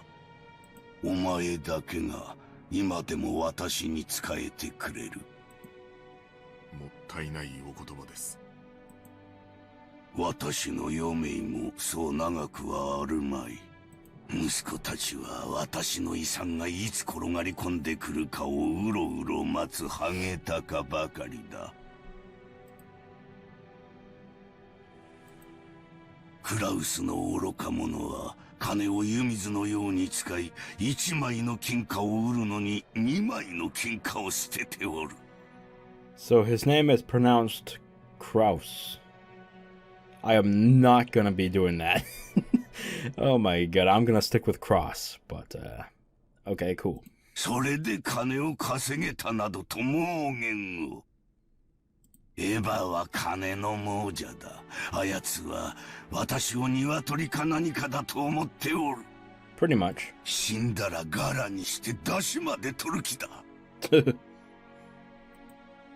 ルドルフの間抜けは女遊びばかり。ローザはどこの馬の骨ともわからん男の赤ん坊など産みおって、ジェシカは無能で無学だ。ジョージには男としての器がない。バトラーは後宮家の栄誉を自ら捨ておった愚か者だ。 Okay, that's a little bit harsh there. マリアなど見るのも汚らわしい。 She is just a child, you fucking numbnut. なぜだ、なぜに後宮の血はこうも無能なのか。 I mean, it's your blood, so I don't know. Answer yourself. 私の築き上げた栄光を受け継ぐにふさわしい者はおらんのか。ああ、わかっておるとも。これがベアトリーチェの呪いであることもわかっておる。黄金の魔女め、それが私への復讐のつもりか。憎みたくば憎むがよい。逃げたければ逃げるがよい。逃がさぬ、逃がさぬ、逃がさぬ、逃がさぬわ。お前は私のものだ。常に私の腕の中でなくてはならん。私の生涯のすべてなのだ。我が鳥かごにて永遠に私だけに囁き続けるのだ。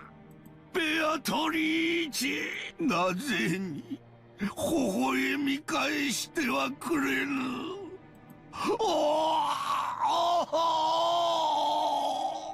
ベアトリーチェ。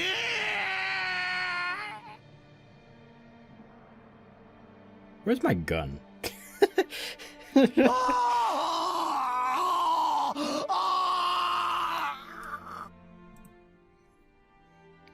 After howling like the usual madman that this fuckery old man is, Kinzo choked once again. Genji set the tray and glass down and rubbed his master's back. Genji's facial expression did not change. It was always like this.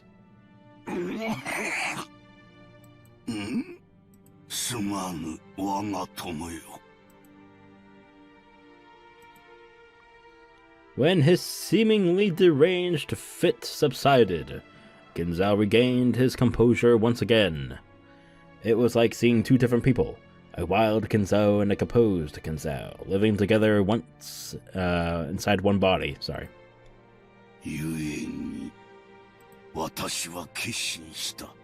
That you're gonna leave nothing with nobody. Great. このままぼやき切った余生を怠慢に過ごすことなどもはや耐えられはせん。この身に最後にとするコインがあるならば、それを悪魔たちのルーレットに託してみたい。魔法の力はいつもかけるリスクで決まる。Oh 日 god. 本古来の呪術である牛の国参りがそうであろう。 Please don't tell me there's gonna be some kind of game. 7日間儀式を目撃されてはならないというリスクを支払うからこそ魔力が宿る。困難なリスクが生じれば生じるほどに魔力は強く生じるのだ。神話に登場する数々の奇跡は天文学的リスクに奇跡的な低確率を得て成就した驚愕すべき魔力の結晶なのだと言える。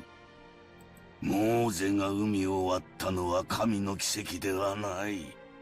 蹂躙の計りに乗せられ軍勢によって航海に追い詰められた絶体絶命のリスクが奇跡の魔力を生んだのだ。 Damn, biblical shit. 同じことが同じ規模で繰り返されようとも再び海が割れることはないだろう。なぜならモーゼは力ある者たちのルーレットの阿葬儀ナユタをかけたよりも多く存在する目の中に一つだけ刻まれた奇跡を見事引き寄せることができたからだ。その天文学的確率に勝利できる力、そう、奇跡をつかみ取る運気はすなわち魔力なのだ。強大な魔力を得るためには絶望的なリスクを背負わねばならぬ。魔力持たぬ者はそれを賭けでなく自暴自棄と呼ぼう。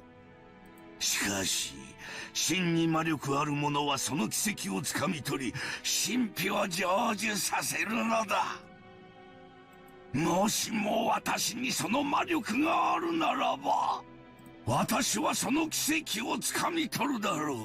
生涯を費やした願いを実現できるだろう。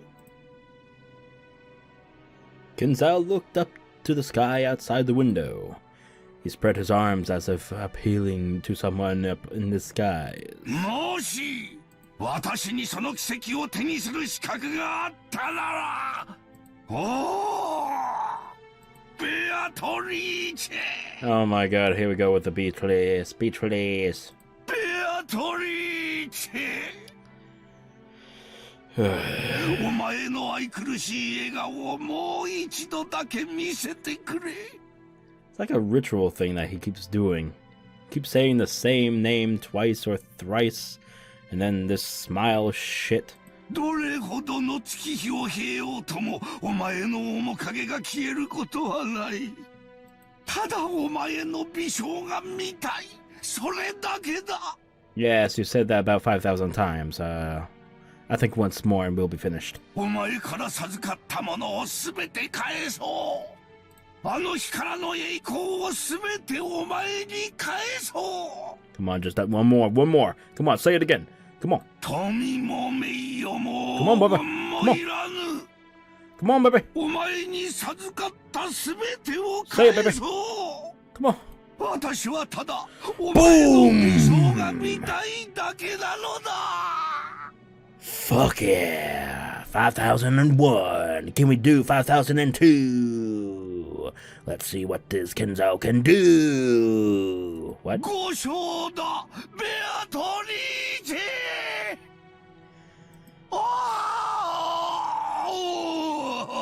Oh, Croak, please, do it. Do it. Damn it. His nonsensical yells, not wails, became a scream and then a wail. There we go. Kinzo slumped into the floor, tearing at it with both hands. Genji had no choice but to wordlessly watch over his master's lamentations. Oh my god. Oh, are we finally leaving? Please. Please. Please. Yeah, Shokun. Sweet blissful release. Oh. Okay, I'm sorry. But, yeah.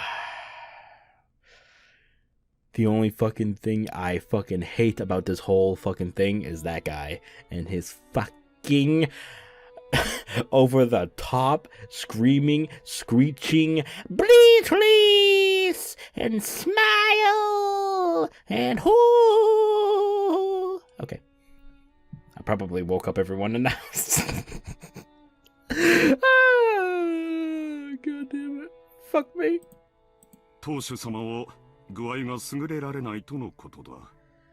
Yeah, I can see that. せっかくこうして1年ぶりの会合に集まってくれた諸君と昼食を共に Oh, で you きない big こと fat liar. 非常に残念にしておられた。 If you were Pinocchio, your fucking nose would be out of this fucking house. It would be like fucking poking a hole in walls and shit. ゴーダ、ランチを始めてくれ。 Yes, please. かしこまりました。それでは本日の昼食を始めさせていただきます。 Splendid, darling, splendid. 南條先生、そんなにお父様のお具合は悪いの？ If you want to go see for yourself, you can actually hear him at the staircase. Yeah, go ahead. せめて顔くらい見せてくれてもいいわよね。体調というよりは機嫌ですな。 Oh, baby, it's just not mood. It's not just a mood. こればかりはつける薬がありませんので。 Oh, there is something you can do. You can actually put him into a straitjacket and put him into a little padded room that's about 4x4, you know, or whatever. I don't know. I don't care what size the room is, but seriously, put him into that little tight-ass straitjacket. Fucking throw him into that fucking padded room. Make sure there's no sharp objects in there now. おいおい、機嫌ってまたかよ。そりゃないぜ。こっちとら、秋のクソ忙しい時期にスケジュール都合して、ご機嫌伺いに来てるんだ。それをよ。よかったじゃないか、ルドルフ。ご機嫌は伺えたんだ。それとも、不機嫌な親父殿を私に代わり、お前が説得して連れてきてくれるのかね？まさか。Rudolph shrugged. Apparently, though Rudolph was willing to be indignant at how self-centered his father was, he wasn't particularly disappointed to be spared a face-to-face meeting. 夕食までにはその機嫌治りそうなの？ Oh my god. クラウス兄さん。そんなことは知らんよ。親父殿に直接聞いてみるといい。 Oh my god, hiccups. No, please don't do this to me. もっとも、声をかけない方が機嫌の治りは早いと思うがね。源氏さんだけだよ。じい様の機嫌を直せるのは。Yeah, what kind of funk? 情けないぜ。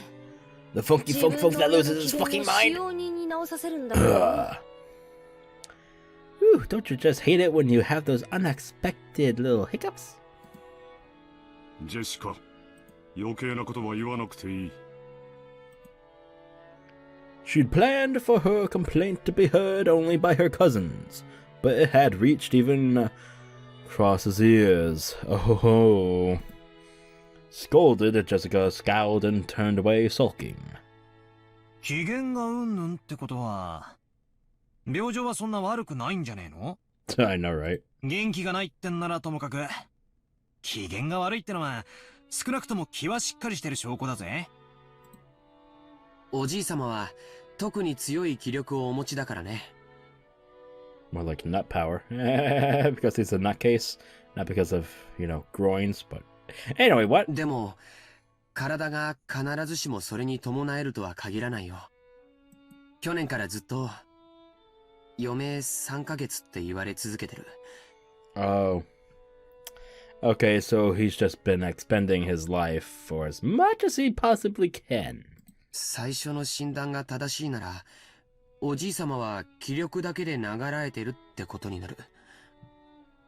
Yeah, but that can't continue forever now, can it? 気遣ってあげないといけないよ。At any moment he could actually croak. Lunch started with the family's head. Wait, what? There's no profit. Okay. Family head's seat. Still empty. There we go. I can read words. Just not that well. The man who... Finger, I swear to God, don't you fucking start with me. The man who should be sitting there had already grown old, and the brilliant glory which had rebuilt the Ushiromiya family in the span of a single lifetime had been forgotten. And yes, I fucked up the saying of the name, but I'm tired. It's late at night, and I may have laughed too much in this episode, and yeah, I'm tired. Okay. Even though they were beginning the meal with that seat still empty, no one felt it was that odd anymore. But I'm still gonna try and push to make this 2 hours long. And there's the crack again. Yay! What time is it gonna land? 1:30 p.m. Boom, chicka-lacka, boom. Oh, god damn it. Alright, how long have I been recording for? Oh my god! We're not there yet, folks. We're not there yet. The Ushiromiya family. There we go, okay. Sound it out, fool, sound it out. Conference was held once every year on the first weekend of October. If a normal family were to hold a so-called family conference, you'd expect it to be nothing more than a reunion of rarely seen relatives who'd greet each other around buckets of sushi or something. Alright, whatever. However, part of the family's great fortune had been lent out to grandfather's children, and no one in this family was considered an adult until they had met with success in business. So this meeting literally was a conference. How much of a fortune was invested? What sort of business was conducted? How much profit was earned? As a result, how much of the fortune borrowed from the main family could be repaid? Or possibly how much more would be borrowed for future business ventures? What lessons had they learned, and what could they learn from their mistakes? It seems that topics like these were discussed very seriously in the past. My dad said it was like lying on a bed of nails. Apparently it used to be a very serious family meeting, where people were bathed in scornful and angry voices, and some people even got slapped, despite their age. Slappity slap, I slap you back. Because you can't slap me, I slap you back. However, that had become a thing of the past. Now, with everyone pursuing their own business ventures and achieving success, it was becoming more of a normal yearly get-together. Even so, telling grandfather about recent events was extremely stressful. So while it was nothing more than a simple get-together for us grandchildren, it was still a real stomachache for our parents. The absence of the man who was the source of all this trouble, regardless of the reason, probably made today's lunch taste much more delicious. Okay, weird.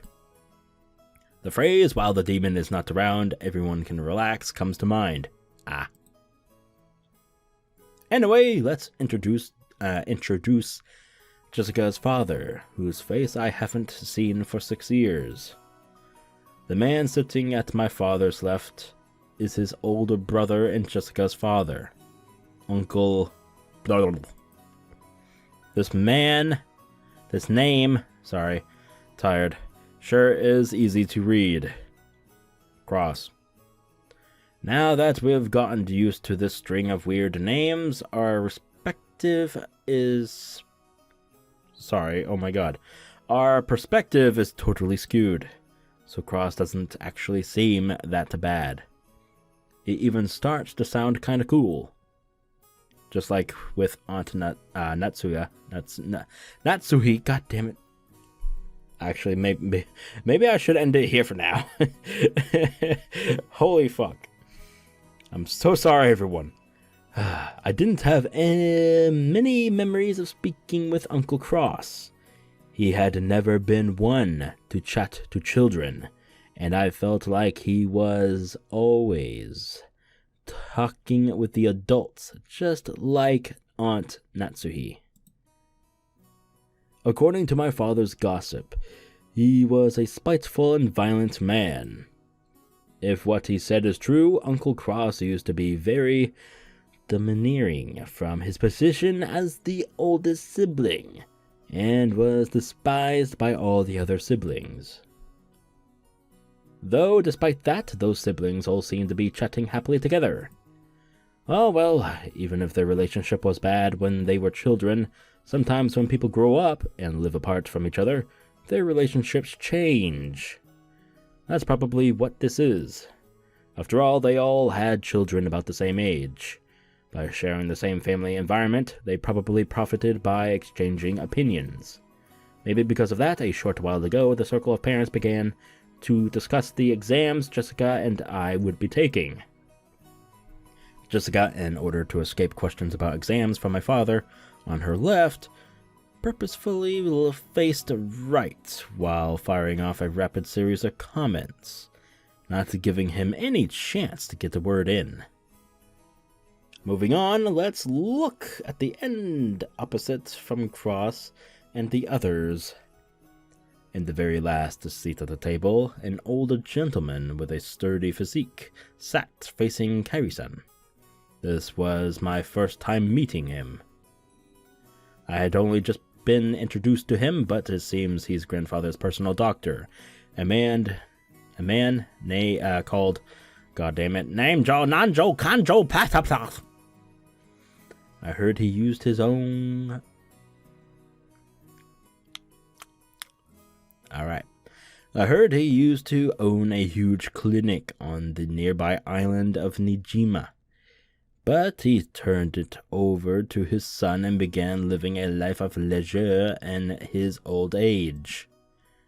He had known grandfather since the very beginning, when the mansion was first constructed on this island, and had built up a relationship over several decades. I thought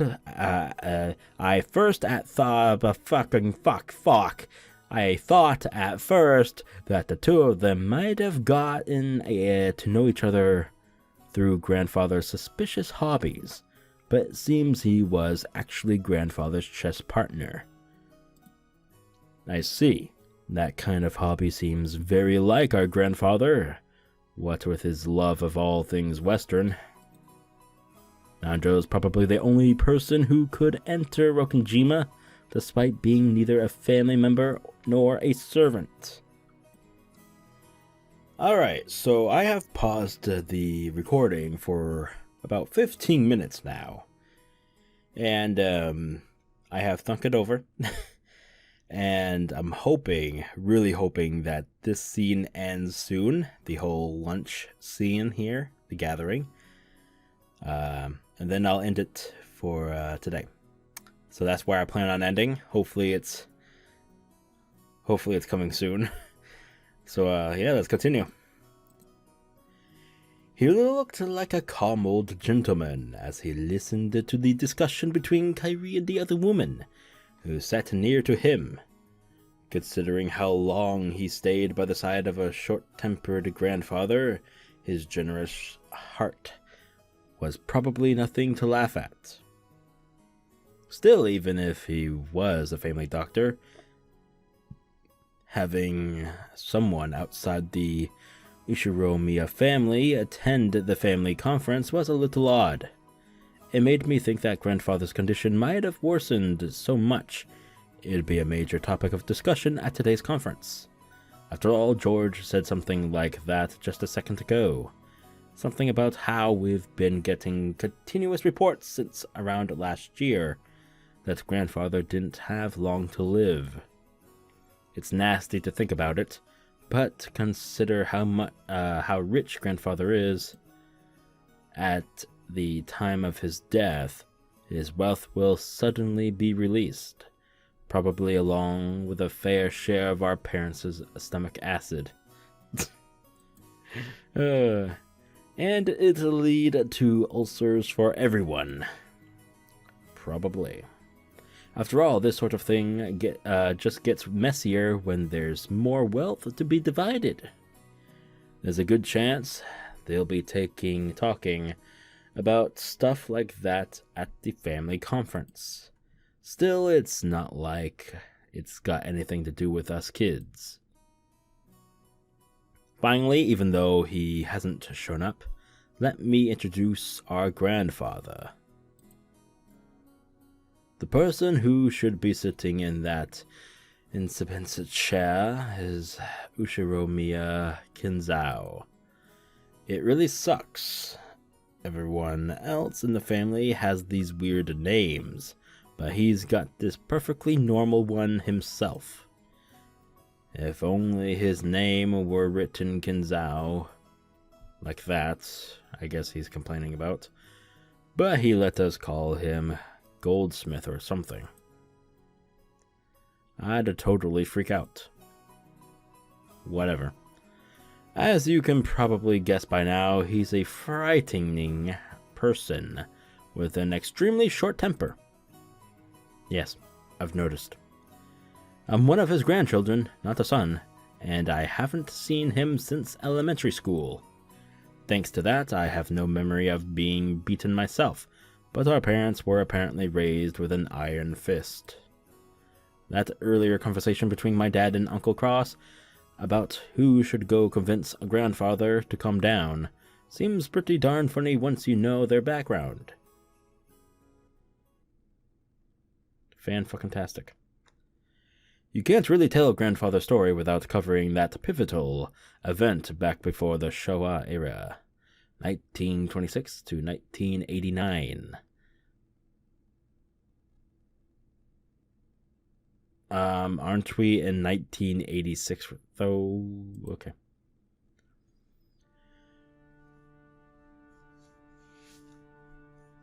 Meiji era was 1868 to 1912. The Taisho era, 1912 to 1926.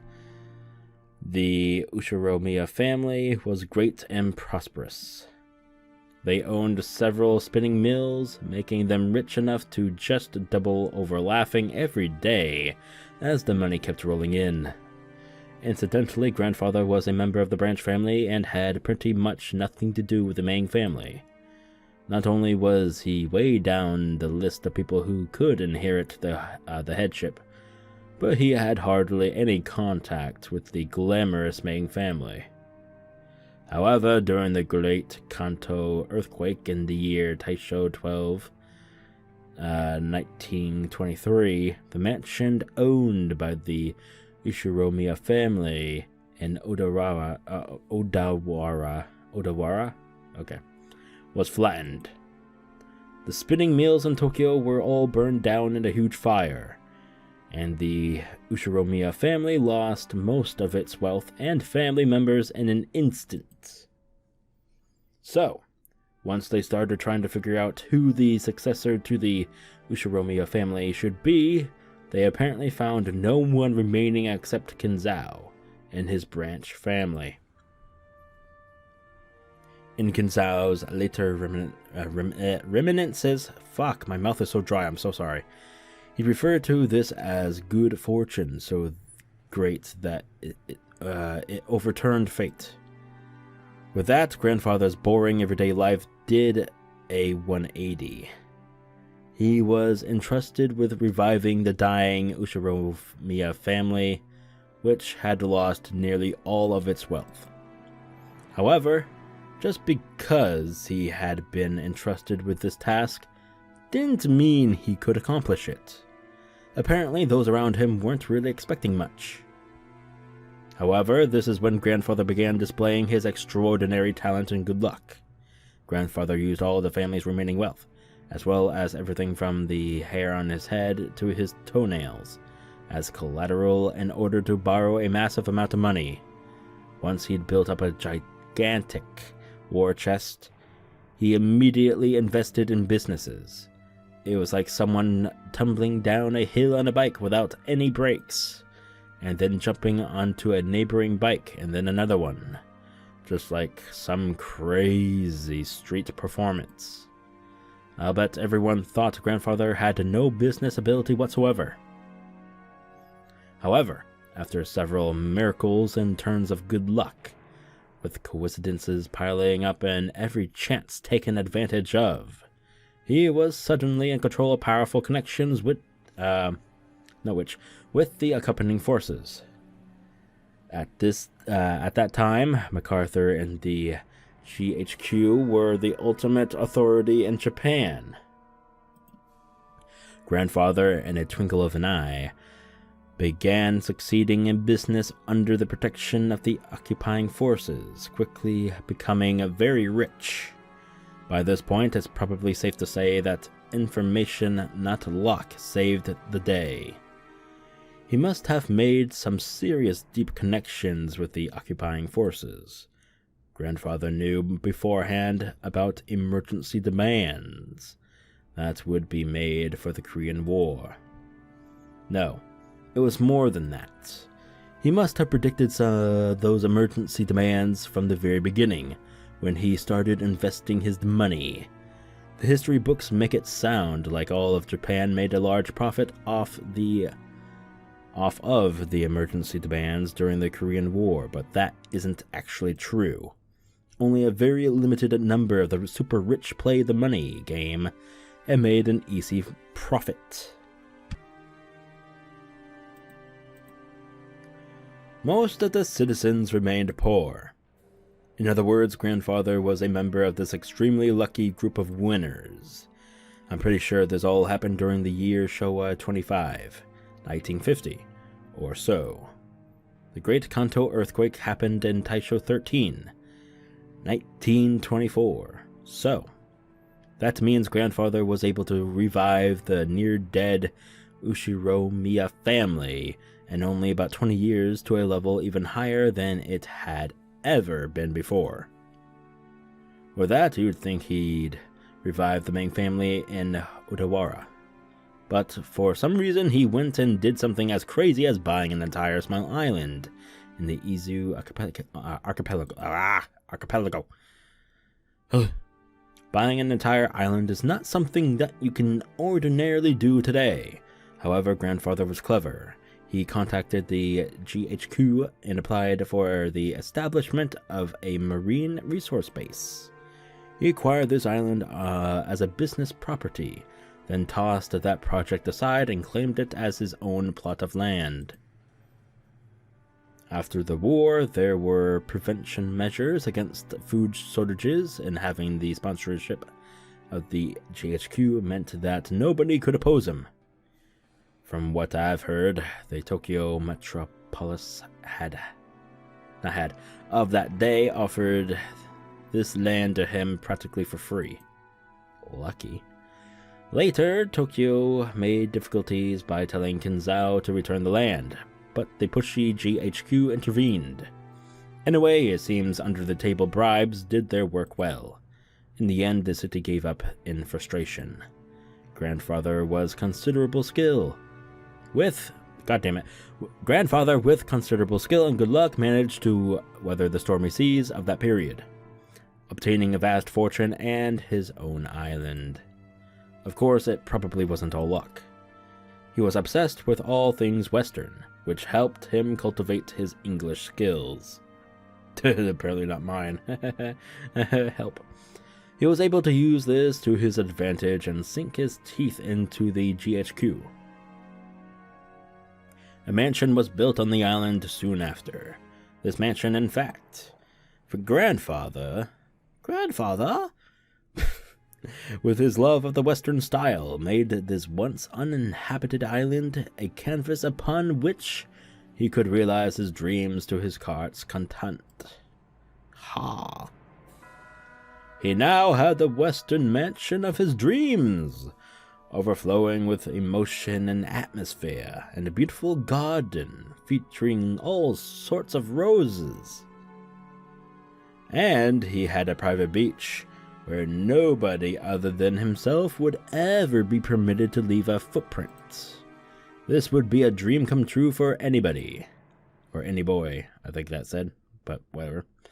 After that, he made good use of his huge fortune, becoming a large stockholder in an extremely stable iron and steel industry, and was able to live an easy and comfortable life just using the dividends.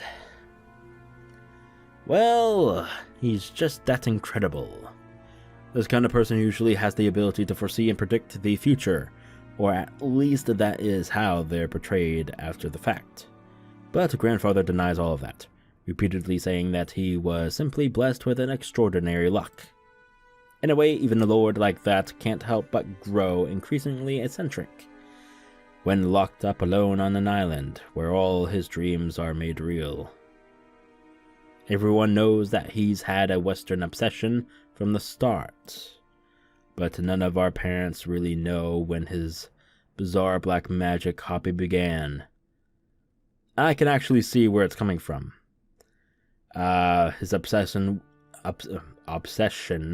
with witches, and witches came from, Western. Mainly, UK and, the US, Salem times, Salem witch hunts and all that shit. Anyway, sorry. Did his love of black magic begin way back when he became fascinated with everything Western? Or did his miraculous stretch of good luck while reviving his family cause him to feel a mysterious power in himself? At some point, grandfather began to make the research of black magic his life's work. He filled his study up with suspicious books, chemicals, and magical items, as he became increasingly bizarre. From what I've heard, those around him warmly, because what? Watched over him, figuring that someone who had achieved success in life had a right to do so as he pleased, but there's no way that's true. They were probably just creeped out, thinking, that's disgusting. I don't want to get involved. Anyway, that agitated period was an age of big gambles, with both opportunities and risks. Let's say grandfather was born in this time period. He would have had no opportunities and would probably have advanced like a chess piece from mandatory education to college at a leisurely pace. Never becoming more than an average salaryman. If that happened, he'd probably have sat somewhere happily talking behind his boss's back. Frickin' funny. Ow.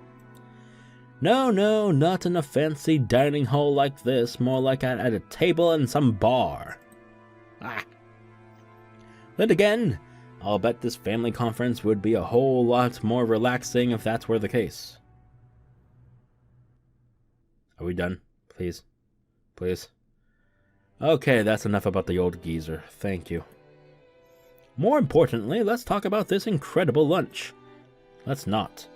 前菜の刺身のサラダで俺はすでに確信してたね。幸田さんは大したシェフだぜ。しかも、魚は近海で取れたやつだろ。スーパーの刺身とはわけが違ったぜ。おいおいよせよバトラー。育ちがバレちまうだろうが。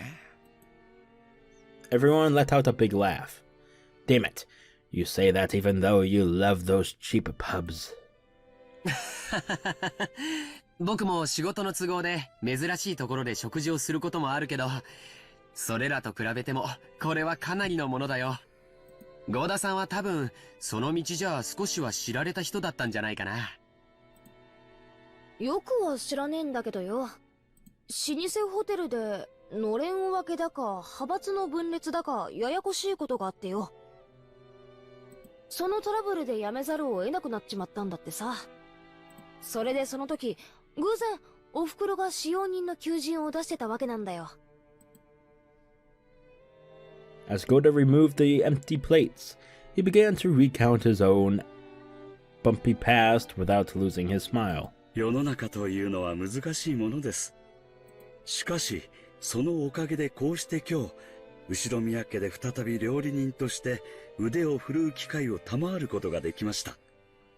大勢の方の笑顔も嬉しいですが、お仕えすると決めた限られた方々にだけ喜んでいただくために、繊細なお仕事ができるのもとても楽しいことでございます。これもすべて機会をくださった奥様のおかげです。Goda-san respectfully bowed his head towards Aunt Natsui. 応募のあった中でゴーダが一番腕が良かったからです。客観的判断に基づくもので、市場はありませんので、感謝には及びません。Dang. Why does Aunt Natsui always have to sound so indifferent? If only she spoke with a bit more kindness, she might leave a different impression. Shanan-chan and Kumasawa-san entered from the hallway with a serving cart. 失礼いたします。それでは、本日のデザートに移らせていただきます。Godo-san and the others laid the beautifully adorned dessert out in front of us all. Ooh, I love dessert, yay! I guess it's true when they say you have another stomach for dessert. Hell yeah! I'd thought I'd already filled up on delicious food, but as soon as I laid eyes on that dessert, my stomach started yelling more! I don't know much about desserts, but this looked really good. A white pudding-like substance was garnished with 2 shades of red sauce, and elegant rose petals adorned the dish. Normally, during a high-class meal like this, you're supposed to wait for the chef to extol the virtues of this particular meal before eating.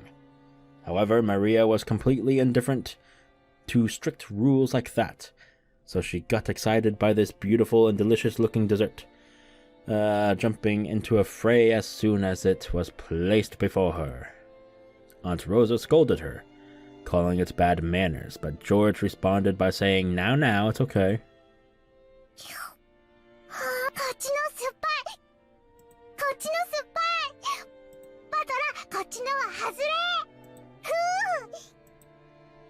Maria exclaimed as she sampled the 2 colored sauces. なんだと？当たりと外れがあるのかよ。よし、俺も味見をしてやるぜ。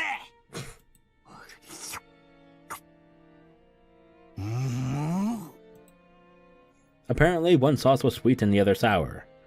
Despite it being bad manners, I also stuck my little finger in and licked it. Whoa, one of the sauces was sour enough to make you pucker up. If it were yellow, I'd have suspected lemon, but I couldn't guess what kind of sourness would be red. I decided to ask Shannon, who was putting away the serving cart behind us. シャノンちゃん、この酸っぱいのは何のソースだい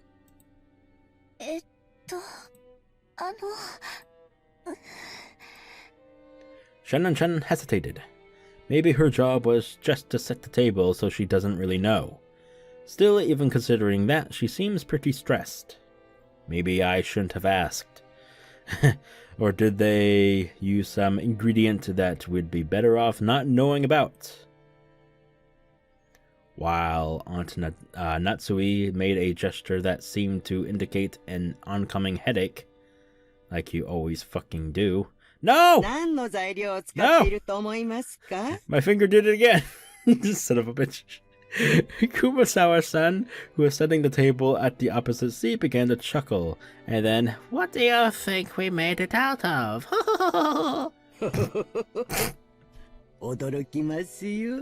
You son of a bitch. Basically the same fucking laugh. What the fuck? 全然わかんねえぜ。Oh god. というか、熊沢のばあさんがそういう笑い方すると不気味でならねえぜ。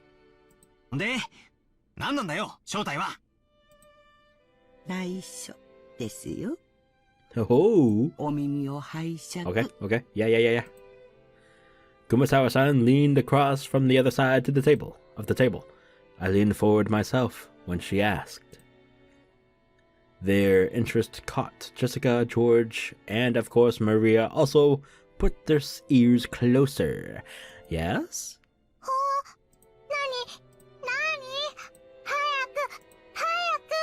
この酸っぱいのはですね、実はお魚のサバの絞り汁ですよ。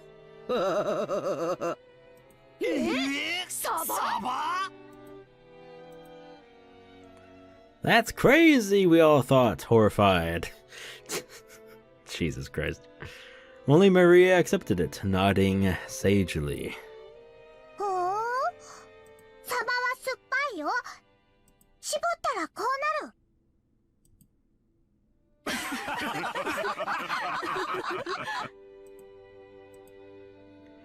When Ria started clevering that mackerels were sour, the adults were unable to contain their laughter. 違うわよ。酸っぱいのはしめ鯖でしょ。That's... What the fuck? Okay, something broke. What the hell? Oh no. Only Aunt Rosa, her face red, whispered to Miria that mackerel is sour only once prepared as... How the fuck do you pronounce this? Shimisaba?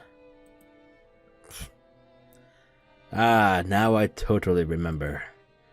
Kumasawa-san was always like this. I think I remember her tricking me too in all sorts of ways when I was young. The most lethal was gotta be that one. Those flimsy black things in Chinese dishes. They're kukuragi mushrooms. She told me they were penguin meat, and I went all around school like a smartass telling everyone. Oh, fucking Christ. 熊沢のばあちゃん、相変わらずだな。マリアが信じちゃうだろ。冗談ですよ。今からゴーダさんがソースの正体を教えてくれますからね。Goda looked a little put off by his masterpiece being laughed at for such a bizarre reason, but after clearing his throat once, he introduced the dessert to us. それではデザートのご説明をさせていただきます。Yes. 本日はご来賓の皆様が大層お気に入りでございましたバラの庭園にちなみまして、パンナコッタをローズが散らしてございますバラの花びらは当家の庭園より先ほど採取してきたものでございます。I'm sorry, my finger just doesn't know when to stop. ソースはストロベリーとローズヒップの2色の赤をご用意しました。Okay. ストロベリーの甘味とローズヒップの酸味を交互にお楽しみになってください。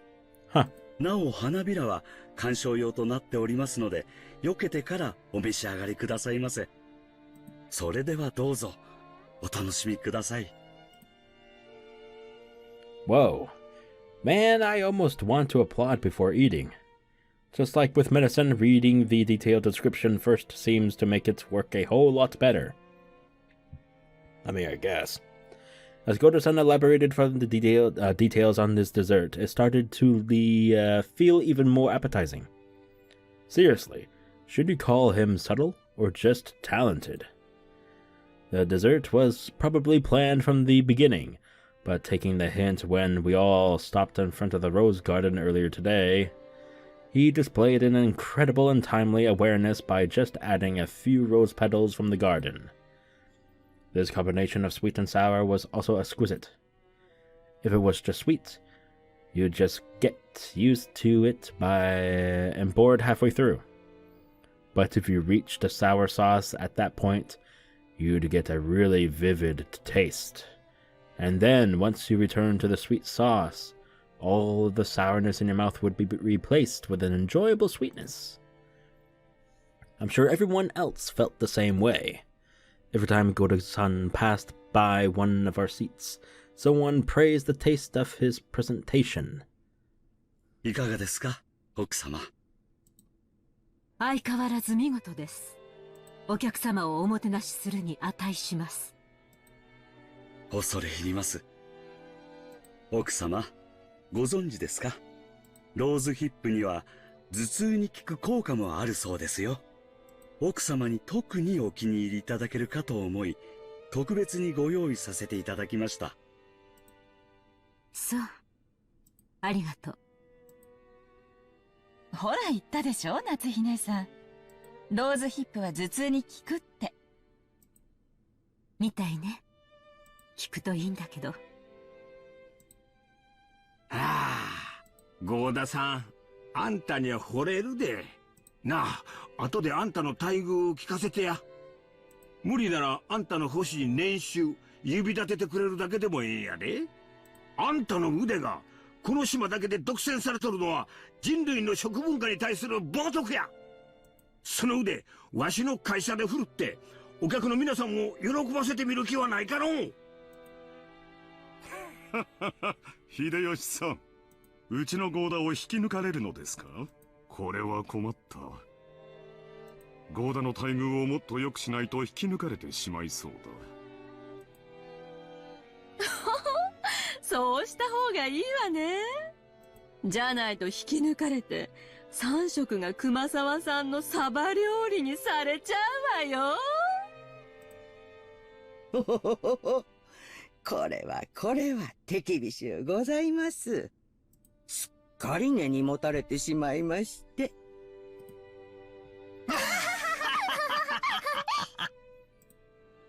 Everyone let out a huge laugh. According to Jessica, Kumasawa-san's mackerel jokes were a running gag that our parents had long since gotten used to. Kumasawa-san often claimed that mackerels had precious nutritional value, which could slow aging, make people smarter, and more.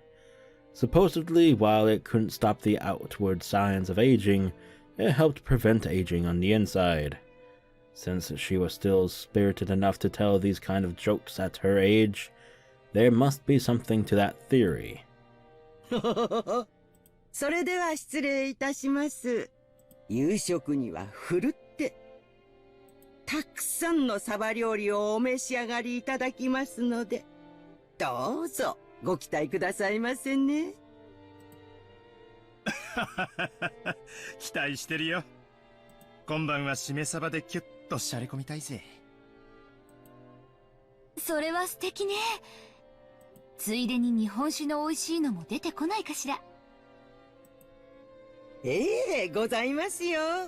六軒島名物のサバ焼酎なるものがございまして。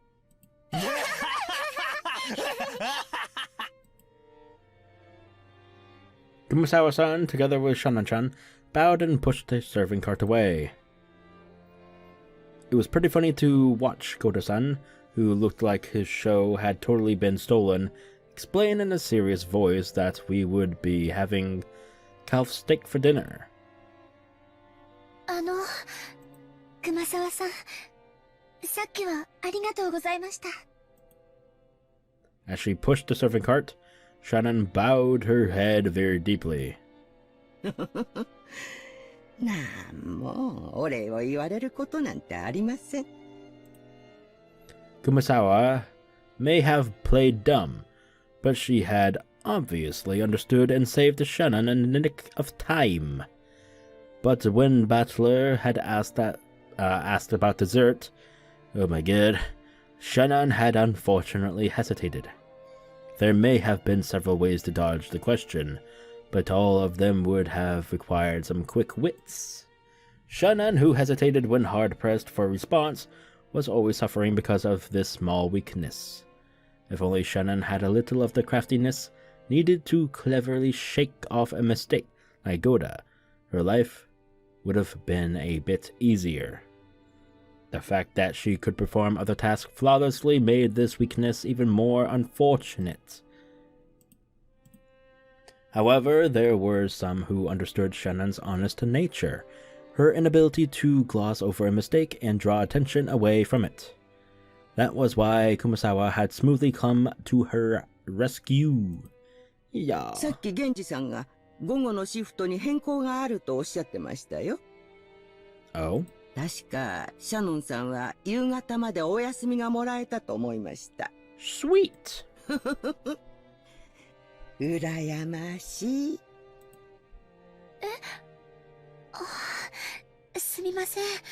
シフト表を確認していませんでした。そうそう。オーブンでこれからちょっとサバを焼こうと思ってるんですよ。できたらお休みの前にちょっと手伝ってくれると嬉しいですね。はい。喜んでお手伝いさせていただきます。To Shannon, Kumasawa was like a mother among the servants. Okay. Ooh. Alright, go ahead and save, and I am actually going to go ahead and use this time to end the video here for now. Oh boy. It's been, I think, 2.5 hours. So it's pretty lengthy, and not as big as the first parter, which was 3 hours long. But still pretty good. I hope you all enjoyed this episode. If you did, please leave a like, share the video, and subscribe to the channel if you haven't already, because there will be more Umineko and Higurashi soon. So stay tuned for that. And please, everybody, as a reminder, stay sinful, folks.